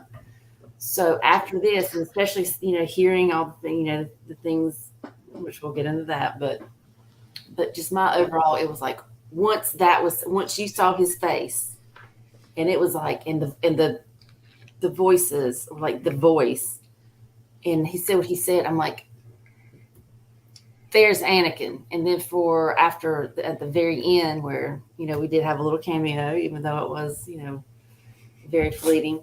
I'm like, that was the birth of Vader. That's when Vader took over. That's when Anakin was laid to rest until we see him later on. That was the only things that kind of just like really stuck with me. But then again, just Kenobi, like throughout the whole thing, his emotions and this, that, and the other. I'm like, dude, how can you have stayed sane for as long as you did, and not completely like just the depths of the depression where you. He's the chosen one. I'm telling you what it is. He's the chosen one. So I had a lot of like feels. It's like I felt it. I'm just seeing. I'm just like, literally sitting. Gage is trying to say. I'm like, shh, quiet. I had to pause a couple times. I'm like, be quiet. We will talk later. Shh. That kind of thing. And I'm just sitting there like. Because it's 53 like, minutes. It's a replay of Twilight of the Apprentice. I'm just like, oh my god, that blew my mind. That was like one of those. I'm like, oh, got a little sweaty there a little bit. So it was just my eyes are sweating. I don't know what's happening. Exactly. I'm like, damn it, what's up with this? So yeah, that was my overall impression. All right, what's your Ross? Give me some overall thoughts. I just let myself go in the episode completely. I think that I knew where they needed to get. So in order to get from A to B, I love the progress, but I really wanted to see how they were going to get to B. Mm-hmm. I need to know that. I was worried because the Kathleen Kennedy phrase was going all around of it's going to be the rematch of the century. And I'm like, but it can't be phenomenal. Like, if you're going to use the phrase rematch of the century, you have to taper expectations, because the battle on Mustafar was that, like, that was the match. I mean, like, so how do you do rematch? And I get that in order to get from the Mustafar battle to the Death Star scene, there had to be something in between. And so I just didn't like the phrase, because I thought that it was it was putting people on the wrong mindset. Watching the episode, all the little things that they did with, like, Obi-Wan's face, with the little references, with like, the holster, talking to Leia, period. I mean, like, having the conversations with Baru is a badass. Period. Dot. End of sentence. And I feel like they completely gave her a whole new persona in episode 4. But Baru is a badass. Right. All the things that I saw, the timing was perfect for Luke not to notice lightsabers. The timing was perfect for somehow for the end of the battle between Obi-Wan and Anakin, which in its whole entire self is just a massive conversation. But for him to leave to get to Tatooine, that was probably the only part that felt super rushed to me. Right. Was him leaving to get to Tatooine. It seemed like he got there pretty quick. Yeah. Yeah. Beyond that, like, everything else, it felt very fluid. Okay. There was a couple more things I kind of would have liked to see. The episode wasn't perfect, but it was perfect for a Star Wars fan who needed that.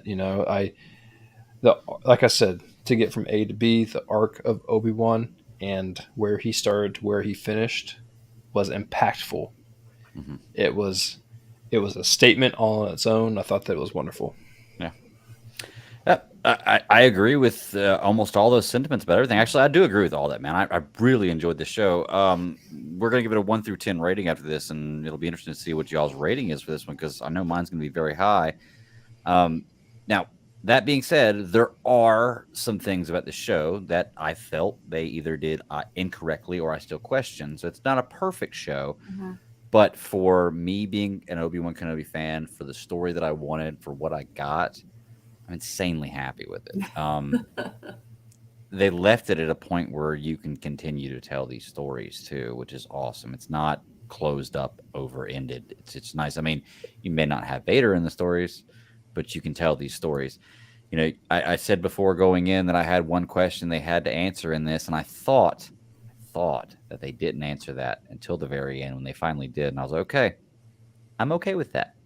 The way they answered my question, I'm okay with that. So I really enjoyed this. It's going to be highly rated. I can't wait to go through the 1 through 10 scales, but it does have its faults. So we'll get into the last episode now, breaking down scenes, stuff we loved, and then we can just talk about anything else in the show also that ties into it or whatever you want to. So I will say one thing about this show. Everything about Reva. And it's not the actress. It's not, I don't think she's a bad actress or anything like that. It's just that storyline could be not in this show at all, and nothing would change. You could just have the Grand Inquisitor play exactly everything she did in this episode, in this whole series, and nothing would change. And it's just like, well, okay. I also, at the very end, she's a villain who kind of gets talked down by herself, which, sometimes it happens, but it's not my favorite way to see a villain kind of go. So for me, that was like, that story was sloppily done. I don't mind you writing that character in, and I would like to see that character. I just don't think it was written in very well. Kind of my thing with it. But just me. I think Reva opened up this show. Okay. Right off the bat, she was the first character that you see. Maybe not. She wasn't the teacher, but she was the first Padawan. With that whole little click right there at the very beginning when Order 66 was happening. You needed a vessel, and the Grand Inquisitor couldn't have been the vessel, because you can't have the leader of Vader's pawns be the reason. Like, the leader would know too much. And so if he connected the dots with the kids, it would have given away too much information. Right. It's just like if at some point Vader in this season found out that he had kids. Like, it doesn't canonically work. You can't make that happen. And so Reva was the vessel to make that happen. And the whole point of her turning decent, good, whatever at the end was to extinguish that fuse. This whole entire time it's been the Acme dynamite getting ready to burst, and she needed at the very end to stop. So if you don't have her, then you don't connect the dots as well as you get too dangerous with how close you are connecting those dots. And I think that they used her perfectly. I didn't like her. I thought she was crazy at the very beginning, but she had to be. She had to be maniacal. She had to be power hungry, and she had to have a reason. And of course, at the end, you can't kill kids. It's Disney / Star Wars. Especially Luke. Yeah. Yeah. Clearly the one. Well, I mean, I thought her story was interesting, because to me, I just felt like it kind of gave you a different viewpoint of how, ultimately Order 66 affected everyone else. Because now you actually had someone that lived through it other than what we've seen before. Okay. Imagine, younglings in there, and you're seeing, someone of Anakin's stature coming in. Oh, you're going to say, and this mows them down. So it's kind of like, it's like another, it's like how someone else reacted to it other than that. Because, I mean, from Bad Batch, you saw how, those clones, how they handled it. That was one viewpoint. So now you're actually getting a viewpoint from like one of the younglings that survived. And yes, it was kind of sloppy the way you finally got to it. But for me, the turning point for her character was when she actually, her reasonings, like who she's really after, what her, like for, it's revenge, right. how, and it was really telling of how, she was like finally realized, it's like, I can't kill kids when, that's how I got in this situation to begin with. Yeah. Well, and I agree with you on that. I think that maybe her character was boring for me, or just, I don't know. I didn't care about it as much until that plot twist there where she's actually after Vader, hunting Vader. Okay, that makes it a little more interesting, and it did get better after that. I don't know, just the ending. It felt like the ending with Luke was just kind of forced, just to have Luke in there, just to give Luke and Owen and Peru a scene, like have her go do this, and really they stand no chance against her at all, and she doesn't do anything to really catch the boy, and then she decides not to kill him based on nobody talking to her at all about it. So I It mean, was meant to be a it's just like, freeing well, scene, though. Well, meant to you be always what? have that redemption. I mean, that's another You're right. that's another theme throughout is redemption. But for Obi-Wan to learn from Qui-Gon, he needed to be freed from feeling like he had to protect the boy. So like the whole point was that Owen and Beru stood their ground, and yeah, it was against her, and she had the Force. But the simple fact that Owen had to see that they were going to make every last ditch effort to save Luke from whatever was going to come, because I feel like that's what helped him push on to go do his vision quest at the end. You know, like he needed to make sure. It's like you can't. It's like you don't want to leave your kid with a babysitter until you understand what the babysitter's like. Like you're like, I want to know a little bit more about you before I just leave and disappear for like I can't leave for a week. Like let's start off with like a few hours and see how you do for a few hours. Well, it is funny though that you mentioned that and bring up that point, because at the end he does come up there and Obi-Wan says to him, he's like, "You've proven yourself worthy of this and that," and I'm like, "You're like, I trust you to do this." And I'm like, based on what? Based on the fact that they lost him like almost immediately, barely put up any fight, and Luke probably would have died had she But not decided not to kill him. Like, what against about a that makes him forced feel like user. right? But I'm saying, look, I'm not questioning his heart. Like, I don't think I think your heart's in it 100%, but your heart is not going to protect the boy. So, like, based on what you're saying, you didn't really do anything to show to me that you can protect the boy, but you showed me you have the heart to do it, and you'll give your life to do it. I understand that. A for effort. I just thought it was funny. Yeah, it's like an A for effort type thing. It's like, you've proven to me you can do it. I'm like, no, you really didn't. They got beaten pretty easily, and they lost him. Like, they really didn't prove that they could do anything. But Yeah, but it's Tatooine. I mean, when you we wear know colors how like it that, you're gonna turns get out. lost no matter what you look like. Yeah, we know how it turns out, so I'm not too worried. They're gonna end up crispy fried skeletons anyway on that moisture farm. So This comment says she, being Reva, would have been better used in the Ahsoka series. She suffered the same thing Rey, Finn, and Poe suffered, that we came for the OG characters and care less of the new ones. Sarah, you were making the point earlier about Ahsoka, and I know Disney's trying to tell more pre-episode 4 stories because they got so much room in there too. And look, it's been a cash cow with Lucasfilm animation for quite a while. So, not that Clone Wars was in between, but it was still in there. I think Reva's gonna intertwine with the Endor show. I think they're gonna tell. We got God dang, what is Ice Cube's son name? I don't know.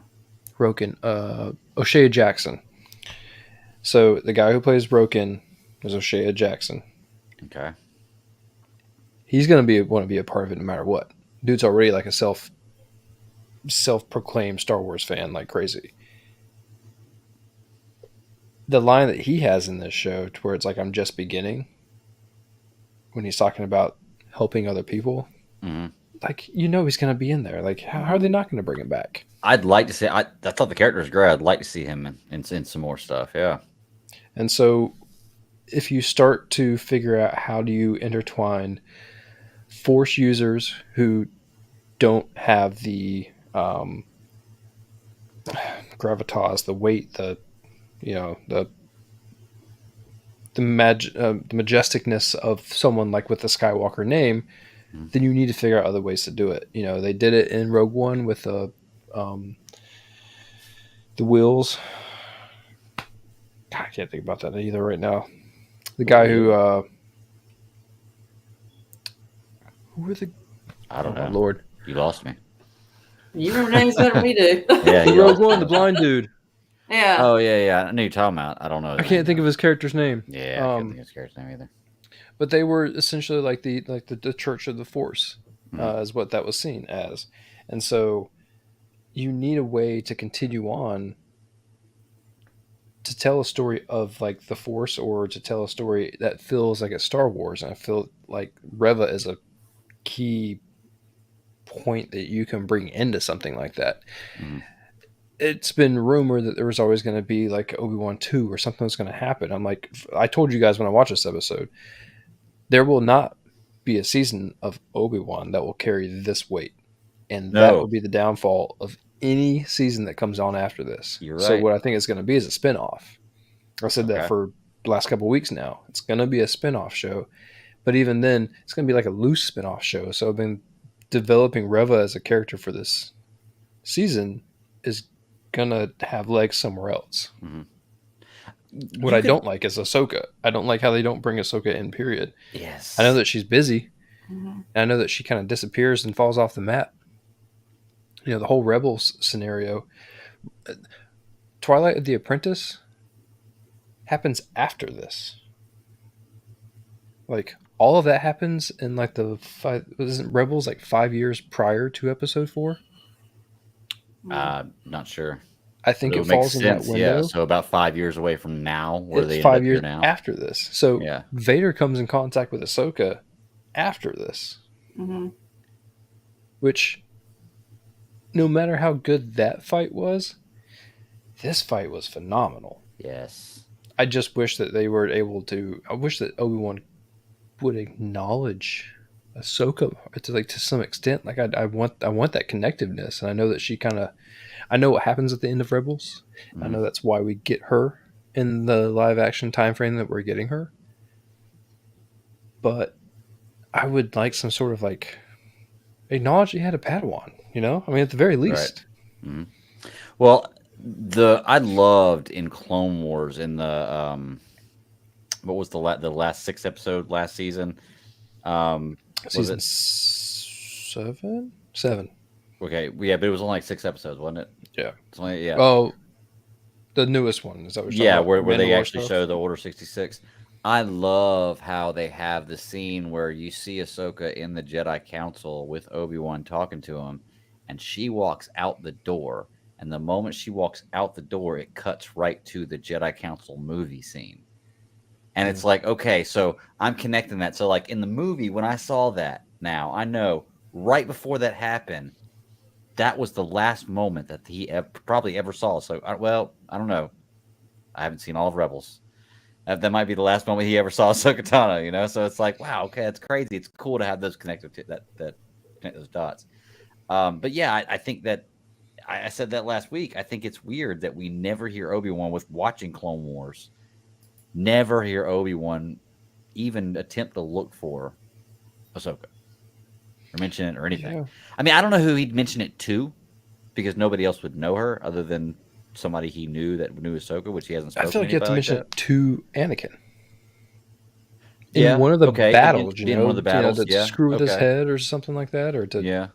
to add weight to the Maybe like try to the get her to negative come stuff that he's with doing. you for one of these battles, even though you don't need it because you beat him every time. So Yeah. But I mean, it's. Well, let's talk about the episode. Okay. We start off with him being chased, right? They're being chased, and this is right before he makes the decision to get on the ship himself because they're going after him, and he's going to get on the little escape pod ship or whatever by himself Yeah. to pull Vader away. And that was that moment where Vader is talking to the Grand Inquisitor, and like the Grand Inquisitor almost looks like he's going to defy him and be like, "Dude, what the f are you doing?" Mhm. You know? Vader's like, "Fuck it, go this way." I heard an interesting point of view of when Vader is constantly looking out the window of the Star Destroyers that he's on, whether Mhm. it's his executor or the smaller ones. You think about now that we've seen him thinking of a flashback of the saber fight between him and Obi-Wan. And, is that the kind of stuff that he thinks about all the time? Because to Sarah's point, when did he become Vader? And I hold true and with the similar thought that he needed to confront his master. He basically needed to say that, like, you know, uh, what's that pirate ship Tom Hanks movie? I'm the captain now. Like, Yeah. I'm the master now. Like he needed to say that to Obi-Wan, and he needed Obi-Wan to go down in order to feel like he was Vader. Yeah. And I think that's why at the end scene where he's talking to a hologram, uh, you get that defiant point of view from the hologram too when he's talking to his master. Yeah. But when they're on the ship and they're chasing, I mean the VFX for the Star Destroyer looked awesome. I like the little ship that they have. I like the conversation that Obi-Wan was having with Leia.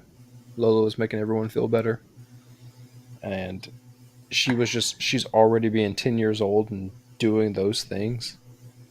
Mhm.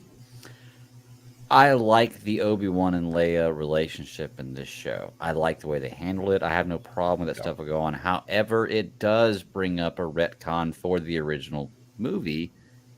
Or maybe because the message she sent him doesn't sound like she's ever met him before. You helped my father in the Clone Wars, this and that. Like, I feel like She if was she was also in 10. danger, Yeah, she was 10, but you don't forget a moment like this at 10, true.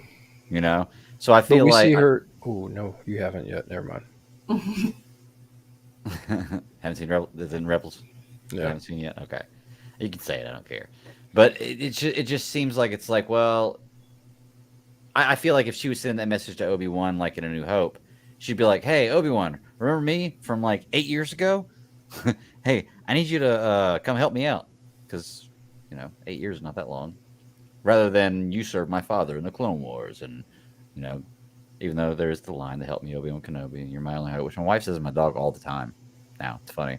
I'm like, okay, cool. Quote Star Wars. I don't care. How about me? Like, turn me on like I need anything else. I think that it's not a slippery slope. It's all about perspective. And so to be such a headstrong little 10-year-old, she realized that she needed to help people and that she was going to stop being a tree climber and start being a fighter. And when that happened, we we only see in Clone Wars how she shows up and how she's making the backdoor deals to help the rebellion mhm. on slash off the Empire's radar. So she wants to do well to help people survive, and Mhm. she's doing everything that she can. So I don't know. I mean, yeah, you feel like you wouldn't forget something like that, but at the same time, too, maybe the wording in the message was on purpose. Right. Like who knows? Exactly. They can say anything they want to, and you'd be like, well, okay, I can't really argue that, you know? Hmm. So it doesn't necessarily have to be a retcon, but. Um, okay, so the fight with Obi-Wan and Vader, it's actually fairly early in the episode. I think it's only like 12 or 13 minutes into the episode. Oh, real quick, yeah, before we go into it. White Chocolate Espresso says Obi-Wan wasn't lying when he said a pupil of mine, Darth Vader, or he was killed by a pupil. Your father was a pupil of mine, was killed by Darth Vader. Because Vader killed Anakin in a certain point of view. He was telling the truth. Yeah, that's absolutely correct. I mean, he wasn't lying there. Darth Vader killed that scene, man. Do the Like, struggle. yeah. Okay, let me just put it this way. There was only one thing I think they could have done better with this Obi-Wan Vader fight, and it was the moment that Obi-Wan was like in the crater, and Vader was standing over him. Vader should have said, "It's over, Obi-Wan. I I have have the the high high ground." ground. And I was waiting for it. I was waiting for it, and I was like, "He's gonna say it. He's gonna Uh, say it." And he didn't say it, and I was like, "Oh, come on, man. That would have been perfect." Other than that, I loved this fight. Everything about it. I thought I wasn't going to because there's the moment where he crushes Obi-Wan with the rocks, and I knew it didn't kill. Obviously, it didn't kill Obi-Wan, but I knew that he had some kind of force shield down there. But when Vader walked away and he said and thought Obi-Wan was dead, I was a little pissed off because Vader would know whether Obi-Wan was dead or not. You could feel it. yeah, Okay, so it yeah. pissed me off with that. And when he started to walk away, I was like, if they walk away and say that's the reason why Vader stops chasing him because he thought he killed him right there, I was going to be pissed. But luckily they There's no didn't do way. that. So yeah, Yeah, there was too much that was going on. I'm like, that's not how it ends. yeah. There's still like 30 minutes left in the episode too. I was like, nope, nope, it Yeah. can't happen like that. So, but the fight scene was great. Loved it, loved it, loved it. Every time a Jedi uses an elbow, a fist, or a knee, or a foot, a kicking move, instead of just their lightsaber, they always end up doing pretty well. I'm telling you. Go back and look at it. I mean, everything. It happens. I like the idea of breaking up Vader's stuff. I mean, he fucked Vader up, dude. He fucked Vader up. And I'm sorry, I'm killing Vader in that moment. I'm doing it. I personally am killing Vader in that moment. Sorry, maybe I'll go to hell, but I saved a lot of other people. Like I'll make that sacrifice for a lot of the people. I'm killing Vader in that moment. That's why I couldn't be a Jedi because that would have been the moment right there. Done. I watch a lot of shows and movies where they put you in that predicament of, say it's your son, one of your kids, and they turn into that person. What do you do? And I've seen many a times to where, making the call to not kill the person ends up, biting everyone in the ass. But two, I mean, like, could you? I mean, like, you reach that point to where, like, if your kid's like a serial killer, like, we see all the time that people make every effort to save their kids from whatever bad decisions that they make. Right. But man, like, at what point? Where is the tipping point? That is true. Is it tens? Is it hundreds? Is it thousands? Is it millions? Like, what is it? Like, where do you reach that point? That is true. And now I think about it, if it was one of my daughters and I was in that moment, you're right. It would be difficult to do that, give that striking blow. But I just don't because know, that was man. like his son, his brother, his everything. Yeah. And the part that I really did enjoy was Anakin doing all that damage to Obi-Wan. Obi-Wan's under the rocks, and Obi-Wan uses.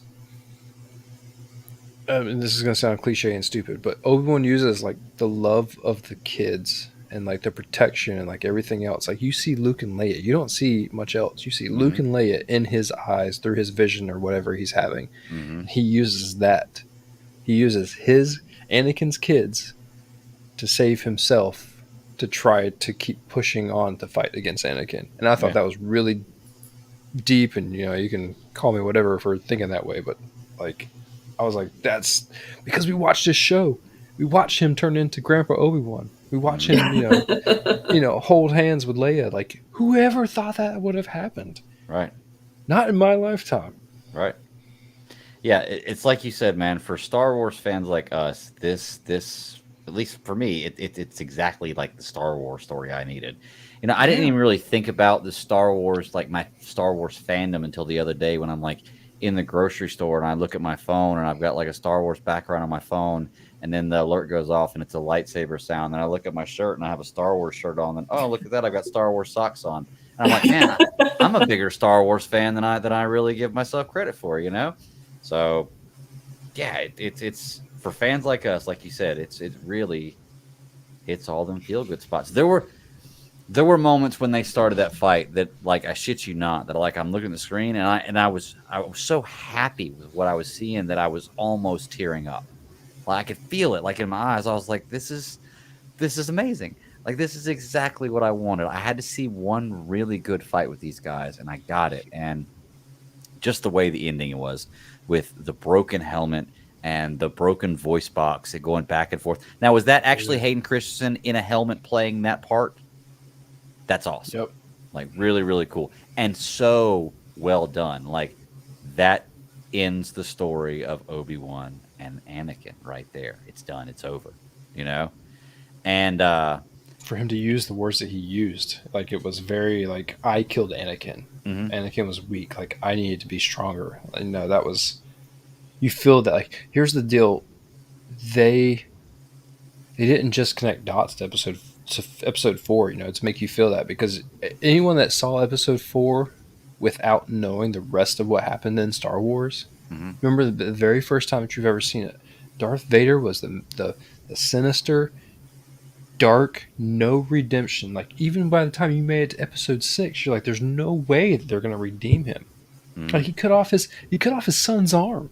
Like Yeah. you keep going through all that, and now you reach this point when you're watching this show, and you're just like you're hearing the words come out of his mouth. There's 3 impactful moments of this show, and Mhm. that scene right there was the very first one for me of this episode. That first one, right there, the voice Mhm. box, the speech, the words, all of it. I was when Obi-Wan turned around, he was like, bye Vader, and just like I was like that, bloop, flip that switch.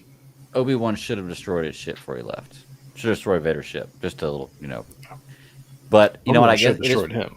it is probably pretty humiliating for Vader to have to go back to the Star Destroyer now. Like, can you imagine? Like, he's got to get back in without anybody seeing him. Like, don't look at me. Yeah.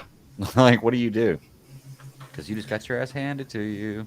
Uh, So, White Chocolate Espresso says second season wants to see Kenobi face off against Dark Mace Windu, trying to kill Luke. Yeah. because he's pissed off because he's Anakin's kid. Maybe. I hate you, Daddy. I hate you too. Well, so what were the other moments then? You said you had 3 really emotional impact moments. Give me another one. Yes. The other one would have been the surprise trip. You see Leia get decked out in boots, the holster, gloves. I mean, she's a completely different girl. And she goes out there with her mom and dad, and she's standing on the platform, like ready to serve and to do her princess duties. Like that's the turning point for her. And then you get Lola and Obi-Wan, which she's surprised as hell to see Lola. Yeah. But Just you kid get that thing. scene. It didn't say everything that I wanted it to say, but you get that scene between Leia and Obi-Wan. And I mean, You're talking about describing the mother and father? The yeah, traits that she took from each one? Yeah, that was a good one. even the beginning when he first gave her the holster, and he was like, you're 10, I'm not going to give you a holster like one day.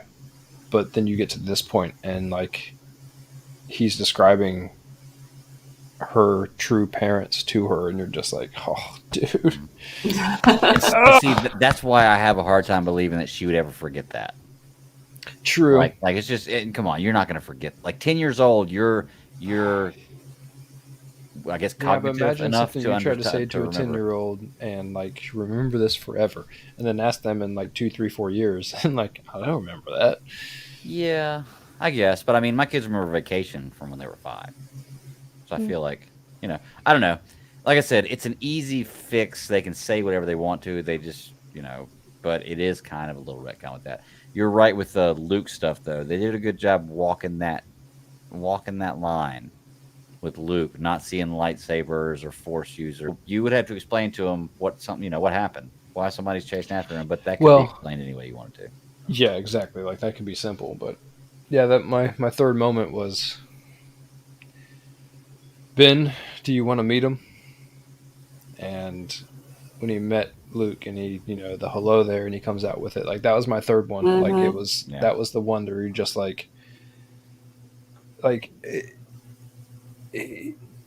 Obi-Wan was the old hermit, right? And like now you get the connection. Like now you get Obi-Wan and Anakin's kids' lives, and I mean like it's deep. Like it hits on so many deep Star Wars levels.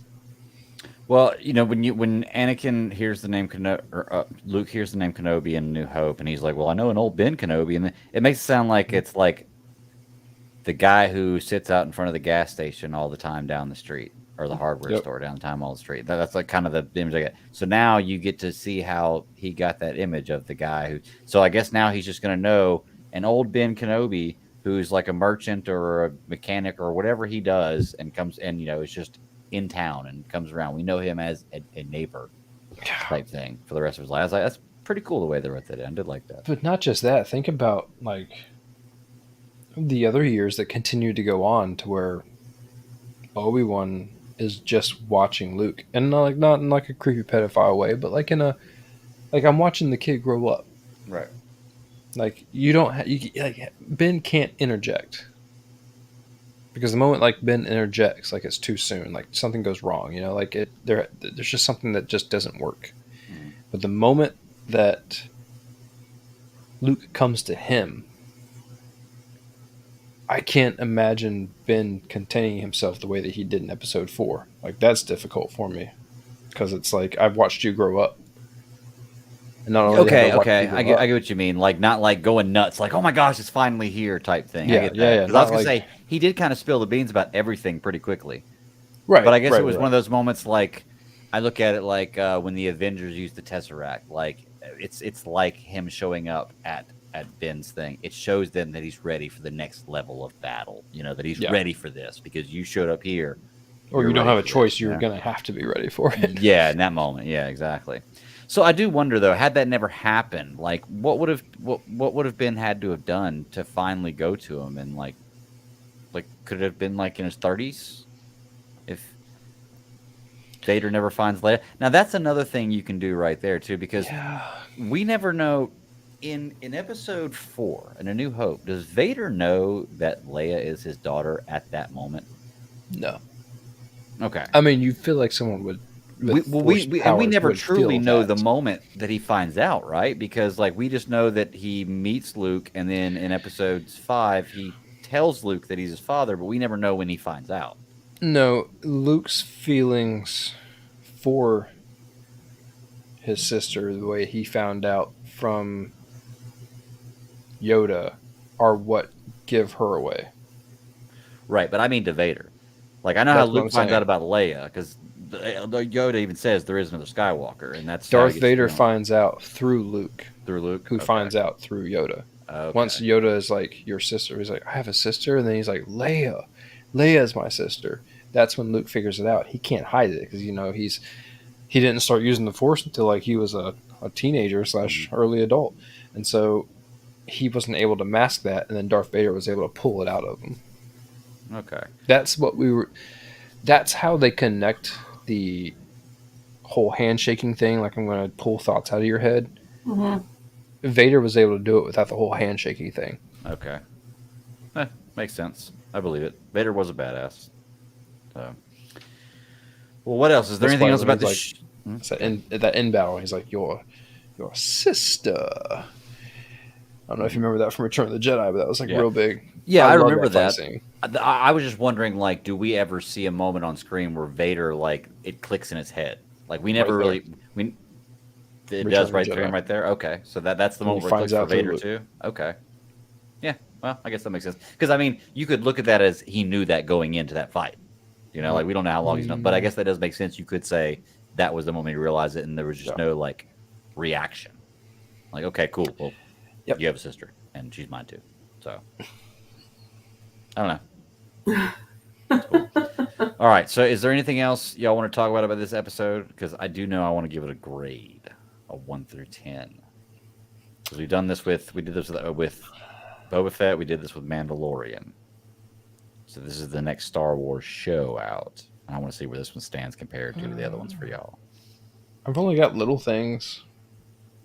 The ship flying in a serpentine pattern to avoid being hit by a laser. That was pretty easy. Yeah. The whole rocks thing. I mean, throwing rocks. Like, look, we gotta move past the force, meaning that rocks move. Yeah. I part of me gets it because like rocks are everywhere, but I look, it was badass. Him just hurling everything at him, badass. But at the same time, I was like, rocks, really? Are you talking about when Obi was doing it to Vader? Yeah. Mm-hmm. Did you notice how he was really throwing some rocks at him? Vader was getting hit pretty hard, and like as soon as the rocks stopped getting thrown, Vader's like, "All right, I'm ready to fight again." Like, well, like he wasn't even kept on affected getting at all? closer to Vader. Like that was the other thing. Yeah. Like they were like within 10 feet, and then like the rocks were still hitting. And I'm like, they're not hitting Obi-Wan. This is magical. Yeah. The scene at the beginning of the fight did remind me of the later fight on Tatooine in Rebels, though, so that was pretty good. The mixed voice thing was killer. when he said goodbye to Darth was killer.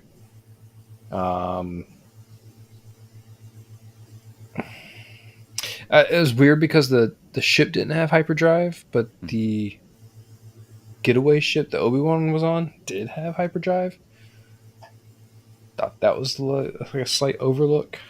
Yeah, So well, wouldn't you you just couldn't have got take everybody the away. hyperdrive off of the other one? Well, yeah, I don't know enough about hyperdrive to know if you could like interchange them like that. Maybe you could. I don't know. Warp core stuff, not my expertise. So, what do you think then, man? You got could you give it a grade 1 through 10? I mean, it gets a solid 8, 9. Uh, for a 6-episode show, yeah, it gets a 9. Okay, Because there were some layers in this show. I hear you. What about you, Sarah? I probably have to agree with like 8.5, 9, that kind of thing. Because for me, I always love going back and filling in blanks. And for me, this story filled in so many blanks that I'm like, I didn't even, it's kind of like Ross said before. It's like there's certain things, or I think Greg, you said it too, certain things I knew I had to see. Mm-hmm. There's certain questions I had to have answered. Mm-hmm. And it totally hit. I mean, hit all the marks. I try not to go into it too deep as far as like picking out things to like retcon it. I'm like, I just went with the flow. I'm like, I'm just going to keep it as a nice little storyline. It hits all the major points that I'm like, this adds to it. This adds to it. It's like I was kind of saying something to Brian. It's like, it would be kind of cool now to kind of watch things in chronological order and add these shows In between them. Oh, yeah. Dude, That'd if you be grew awesome. up right now watching this stuff, holy cow. Yeah. Because it would just be so interesting because even, because I try not to nitpick. I try not to go, too deep into it as far as, like certain like actors, like with, the way they look at this point and, kind of like, with McGregor and McGinnis. It's like, McGinnis looks like so old by the time, you see him in A New Hope. Mm-hmm. But then again, but let's talk about Owen. Home Slice aged big time, did he not? I mean, he was like... Dude, you live in Tatooine. I mean, like... But that's what I'm saying. The sun is not your friend. I try not to, dive too deep into things like that. Because to me, I just feel like it takes away from it. I'm just looking for the overall story. So for just on that aspect of it, yeah, absolutely a 9. Okay. Okay. For me, going in, Obi-Wan, like I said, definitely favorite Jedi. I could probably say favorite character. I love Ewan McGregor playing this role. This is a story that I wanted to see. This is my favorite timeline, this area, like right in the Clone Wars. Like, this is what I grew up with, man, was this Skywalker saga storyline. So anything I can find out about it's great. Yes, I want new stories. I want to find out about Old Republic stuff and everything else, but I love anything you can give me on this that gives me like more meat on that bone, The fighting was fantastic. There were a few things about this episode that, I went over the couple of things you could say was a retcon. I wasn't a huge fan of the Reva story. However, none of those things were big enough to make it even a full point for me to take off. So I'm going with a 9.5 because, like I said, I didn't think Reva fit for this story. I didn't like her story in this, but I think you could take that character and do a spinoff, and I could learn to like that character on another show. I just don't think this story was the one for her. I wanted to focus the story on Leia, Luke, Vader, and Obi-Wan. Like, that's it. That's all I cared about in this series. I got a little more, and I still liked it, but that was what I wanted. Is what I got. So I'm giving it a 9.5. I absolutely effing love this. I want to go back and watch that last episode again just to watch those fight scenes because I'm telling you, like, there's certain times, man, where you get those moments. Like, I know Sarah might be with Top Gun. Like, I know you hit those nostalgia bones. Like, I'm not even kidding when I was literally watching it, grinning ear to ear, almost in tears, not believing what I'm seeing in front of me. And it's just so amazing that I live in this time where I can get that. And Ross, you're right. Imagine an 8-year-old kid right now who's got a dad like me or you and says, hey, we'll start you out from the beginning and watch this in chronological order. And you go through the movies and Clone Wars and Rebels and the prequel and like everything. Go through everything. It would be an amazing experience. And we've had to watch this our whole lives, developing, which I'm still loving, still awesome. But it would be really cool to be a kid in that situation right now, And it makes me wonder in like 50 years, like with the Marvel saga, with all of Star Wars, with stuff like that. One, is it still going to be going on? And two, how are people going to look at it? Like, is somebody who's 10 years old want to go back and look at a 50-year-old 23 series set of movies? That's why I tell you all the time that I find the connective tissue in these things to be what I enjoy. Yeah. Because no matter how you watch, that's not true. I've watched Star Wars the way that I have watched it, and it has been in release order all the way up to this point in my life. Like every bit of it has been in release order. Yeah. And I don't mind it. But how do you view it from a totally different point of view? I watched all of the MCU in release order. Mm-hmm. And I've also watched it in chronological order. Mm-hmm. So your experience the first time in chronological order is yours. Like what does that do for you? Mm-hmm. And like I even feel like they went so far in the show to give you the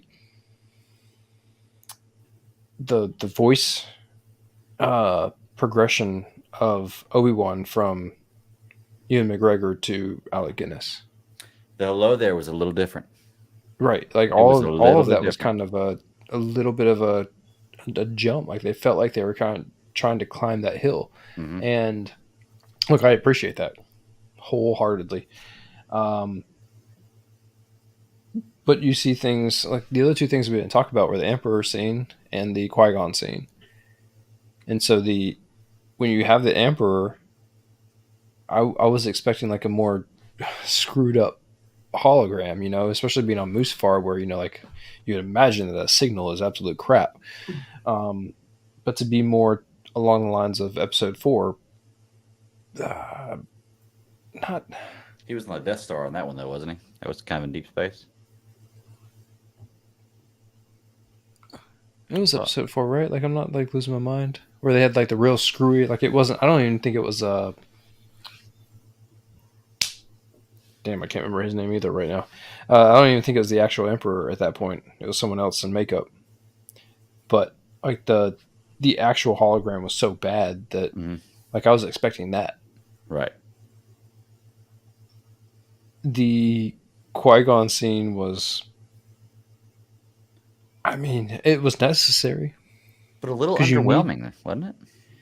Did you feel? Well, I've seen all the memes with him in his umbrella and sunscreen, like everything else. Like he would rock when he was actually on Phantom Menace in Tunisia, and those are so good. Like I love them because I know all of the background stuff of Star Wars. I mean, Greg, you've picked on me playing pool, throwing out Star Wars references before. Like they just come out of my mouth. Like Star Wars reference after Star Wars reference. It's not on purpose. It's because I grew up with it. Like it's ingrained in my DNA. Mm-hmm. I love Qui-Gon. Right. I don't love Liam Neeson, but I love Qui-Gon. Like I like the idea of what they were trying to do with that kind of a Jedi. Mm-hmm. We never got Qui-Gon's story because he, according to the internet, was only one of the few people that actually died from getting speared with a lightsaber. But to see him just show up felt like it was a little just like, we're going to just put this in here real fast. It needs to be in here. We're just going to put it in here. I would have liked some sort of like screwed up, maybe not even necessarily like a visual, maybe like Obi-Wan trying to figure out why he's having desert hot flashes. I don't know, like not drinking enough water. Yeah. Some sort of weird thing. Because in the Lost episodes or the season 6 of Clone Wars, like he doesn't exist as a Force ghost. He's like one of the very first ones that figures this out. Like the whole thing is Qui-Gon figures out how to commune from the dead to the living realm, but he's not able to do it in a physical manifestation. Force Ghost wasn't a thing yet, but he was learning how to do it, and that was the training that Yoda was talking about to Obi-Wan, and that was how all of that stuff eventually led to them being able to create Force Ghosts. Weird that it took, 2,000 years of Jedi or whatever the case may be in order to get to that point. Right. But it was just like all of a sudden he could do it. Not that that's a problem. I'd just like to see a little bit more effort. Yeah. Call me a weirdo. But we'd like to see a little bit of something else. I think that moment would have been better in the Under the Rocks with Leia and Luke as his motivation. I think Qui-Gon speaking to him in that moment would have been that for me was ideal. And I thought that was it. I was like, okay, this is going to be the Qui-Gon moment right here. We're going to hear it. He's going to talk to him. That's how he's going to get out. And we got the Luke and Leia, and I was fine with that. But I feel like that would have been the perfect Qui-Gon moment. But I don't write this stuff for good reason. Train the boy. My bad, wrong boy. Yeah. Train that boy. Train that one. I was a generation off. It's easy to mistake. Yeah, the Emperor one was real short. I mean, the Qui-Gon one was real short too. They were both really short cameos. I was disappointed at first with how much Hayden Christensen I was getting, but I got enough of him with that, circle battle scene, and then knowing that he was actually the one under that broken mask. That's awesome. Like, yeah. I don't think he's done. I just don't know how you do flashbacks with him anymore. De-aging. No, not in that respect. Like, no one else would have flashbacks with him other than Obi-Wan. Ahsoka. I mean, okay, Ahsoka, but we have yet to see Ahsoka in a pre-OT time frame other than animation. That's true, but we know she's getting a show. And the thing is, no matter when the show is set, you can do a flashback anytime. You could, and that is true. So, I mean, you can flashback to a childhood memory. So, yeah. But I agree. I don't think he's done either, and I think he loves playing this role. So it'd be pretty cool. I mean, who the fuck wouldn't? Who wouldn't want to be? I'm Darth Vader. I mean, come on. I think that he really, and I think the media plays it to a spin, but I think that he really hated taking that role after it all, because the prequels got shit on. Just today, an article came out to where it was Taika Waititi talking about how his secret Star Wars project was going to have Jar Jar Binks in it. He was just saying it to screw with the media, just because he knew that it would make headlines and free press. Like, why wouldn't you? He's only screwing with people. Yeah. But the prequels got such a bad rap for so long. And look, I was probably on the upper end of the age spectrum when the prequels came out that really enjoyed them, but I was also a diehard Star Wars fan. Right. I really liked Episode 1. The pod race scene is too long. Don't get me wrong. But I still really like what that movie gave us. Mm-hmm. The second one, I can tell you right now, watching Yoda fight, I didn't need anything else out of a movie. Watching Yoda fight in that scene with Count Dooku, I'm like, holy shit. Mm-hmm. That was massive for me. Mm-hmm. And then you turn around with Episode 3, and I've seen it probably more times than I've seen any other movie in theaters. And I mean, I didn't have hatred. I saw the flaws, but I didn't have hatred for the prequels. Mm-hmm. I didn't realize how hated they were until I started listening to other people talk about shit. Yeah. Then I realized I don't care about other people talking about shit as I sit here and talk about shit. Yeah.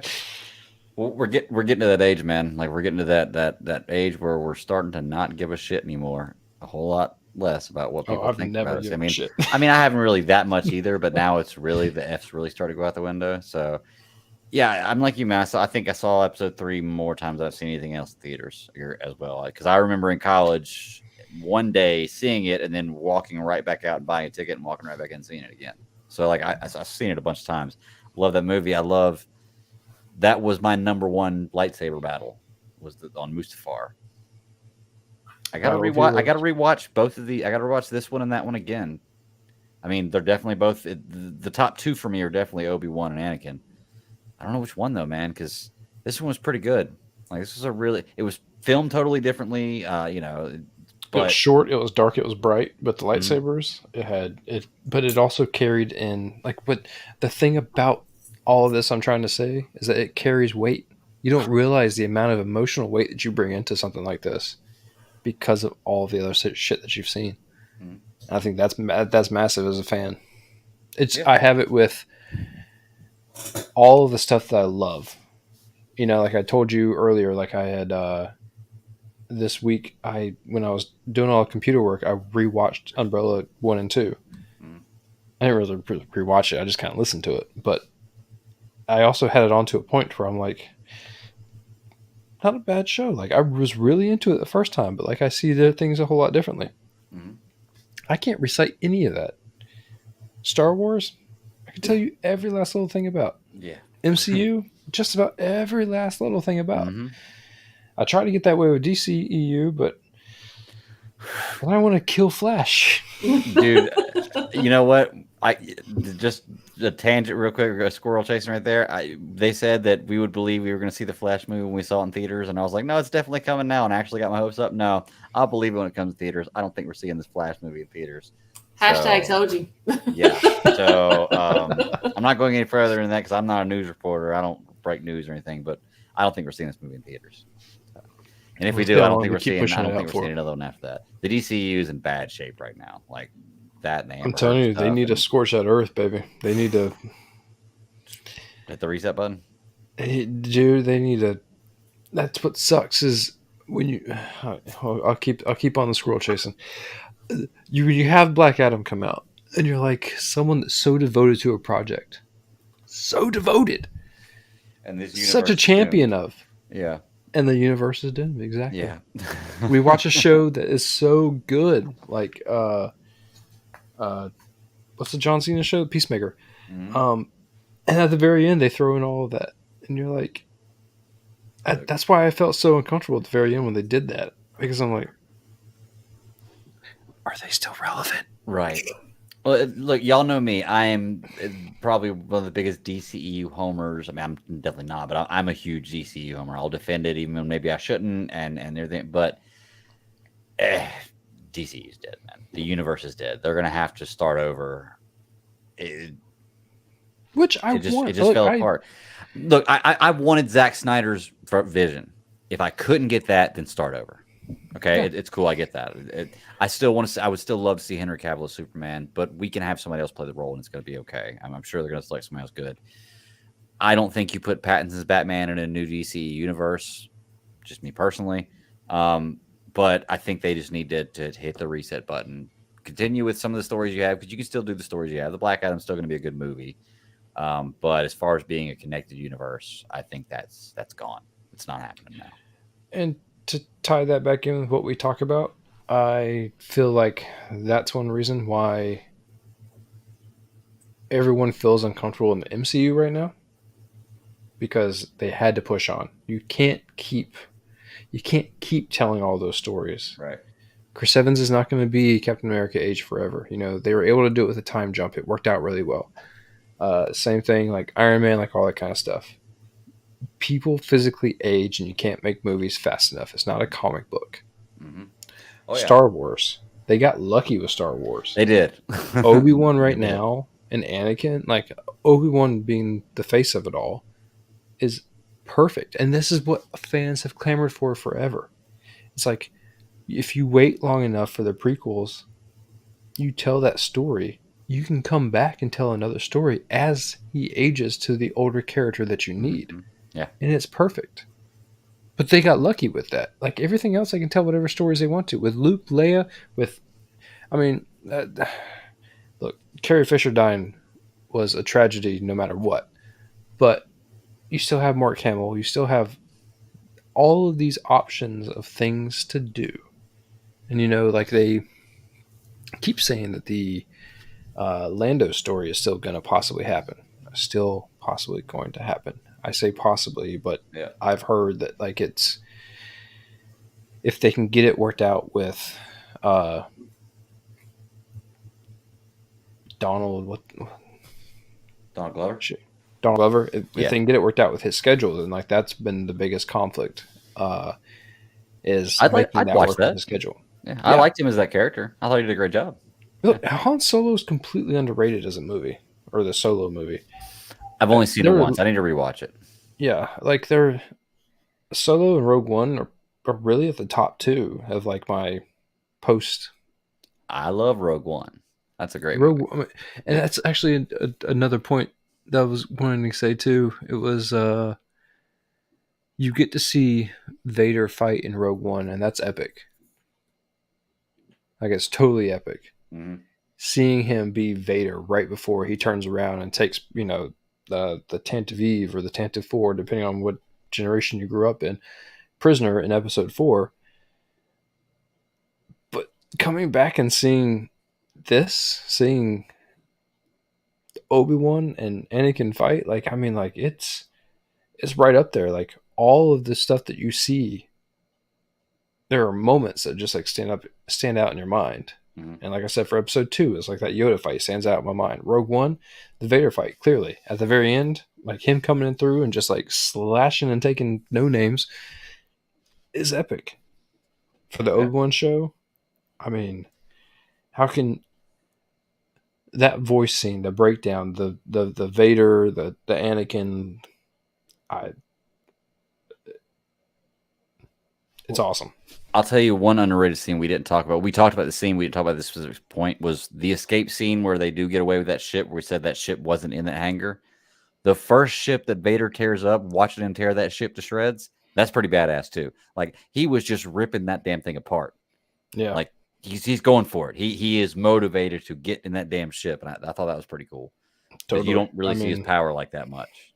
And I've heard people complain that there wasn't another ship there, but I'm like, I've seen just the recap, and in the recap, this ship was there. Was it? That other second ship is totally there in the background. Well, in the recap. Now, I wonder.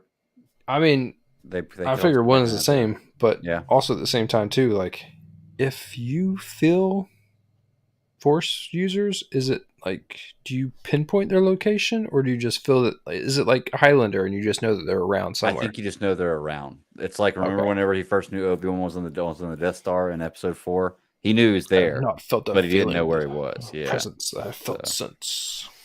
Yep, and that was the line right there. That's what this show gave me. It gave me a feeling I haven't felt since. ... And that's exactly what I wanted. So, well, I do have to ask. Good, Sarah, did you watch that VFX or the After Effects clip or whatever that clip was that I sent you, the Obi-Wan and Darth Vader fight? Oh yeah, the remade one from Episode 4. Yeah. No, I hadn't had a chance to see that one. I've got to like it's like Fix It in Post. That's the name of it. Fix It in Post. I just want to give them their accolades, but they did it. It was really good, and if you can appreciate like the animation lightsaber battling is different because you always feel like you can watch them like drag their arms and their sabers and stuff around, but that one was really good, and it really makes like it bridges the gap of when you're trying to show people 30-plus-year-old movies and say, hey, like this is what it could have been if it was done today or 10 years ago. I'm going to put it on here real quick while we close things out and just play it in the background so she can view it while it's like a 6-minute clip. It's the whole fight over again. Let's see, share screen. I want to share a Chromecast. Yeah, I'll pretty much wrap my bit of it up. I loved the show from the beginning. Like I said, with the way they did the Qui-Gon title and they turned it into sand and Anakin hates sand. I thought that was epic. Fantastic. Why wouldn't you do that? But it fits almost perfectly into the void that it falls into. So I find that amazing. I liked it. Solid 9. I want to see more stories, but at the same time, I don't know how canonical you could not canonical. I don't know how close to the main story you can stay before you start dipping in the wrong direction. Right. So I get that. Well, here you go, Sarah. This is Take when a it full starts getting screen. good on this battle. Oh yeah, I guess I could just take a full screen, couldn't I? Let's do it right here. All right. Well, let's go ahead and start while we're watching this and wrapping things up. Let's go ahead and start to put things up. Ross, buddy, if they want to talk to you, where can they find you at? They can find me here talking nonstop about my love for the Obi-Wan show and Star Wars. I hear. It's always a good show to talk about. Sarah, where can they find you at? You can find me on the Twitter at My Lady Kitten. You can find me here as well too. So I might bounce around on other things, but fellas, I've been tired lately. I hear No, you. sorry. I pretty much ran my mouth the whole entire time. Working on. Well, when we start talking Star Wars, it's easy. You know. I could literally Well, it sit down and starts getting a talk little. Star It starts getting a little dicey too, especially like coming in summer, kids out of school. So we have a lot more going on now. So, and I do want to kind of say this, and Gage is in here with me right now, but I told one of his instructors that because he's starting to work with weapons with karate. I said, what we need to do is I can't wait till he starts working with more of like swords, that kind of thing. Because I told one of his instructors, I said, yeah, we have lightsaber battles in the yard all the time. He's like, what? So I showed him a photo of I took when Gage got he got a couple for his birthday, and they were like, he like walked over to Gage. He's like, what's this? I hear the force is strong with you. And of course, Gage dips out because he's like, I can't believe you told him that. I'm like, dude, why not? That's like the coolest thing ever. Hey, for us, that's a compliment. Yeah, I'd love that. Yeah, absolutely. So. Well, I definitely told myself that if I get myself a battle, like a lightsaber I could battle with, that I'm going to learn how to actually use it. It's going to be fun. So, well, that's one thing the kid was asking too. He's like, "Can you actually fight?" I said, "Oh yeah." I said, "You've got the ones that are a little more, the actual dueling type sabers that you can actually fight with." So competitions and everything. Yeah. Yeah, absolutely. I was like, "Hey," I said, "I have to bring him to the dojo one day, see how that rolls." There you go. There you go. Well, check it out. You can find me at the Bat Daddy 52 on Twitter. It's my personal handle. Check out at GCS Podcast 1's the show handle. We're here live normally on Fridays, 9 p.m. Eastern Standard Time. Sometimes Saturdays, 9 p.m. Eastern Standard Time. Thinking about changing the show to a different day during the week to open up our Fridays to do with families and all that good stuff. But we'll let you know what's going on with it. But until next week, God, we got no more Obi-Wan. It sucks. I know. But we'll keep pounding. Later, y'all. Bye, guys. Later. Should always hit the end.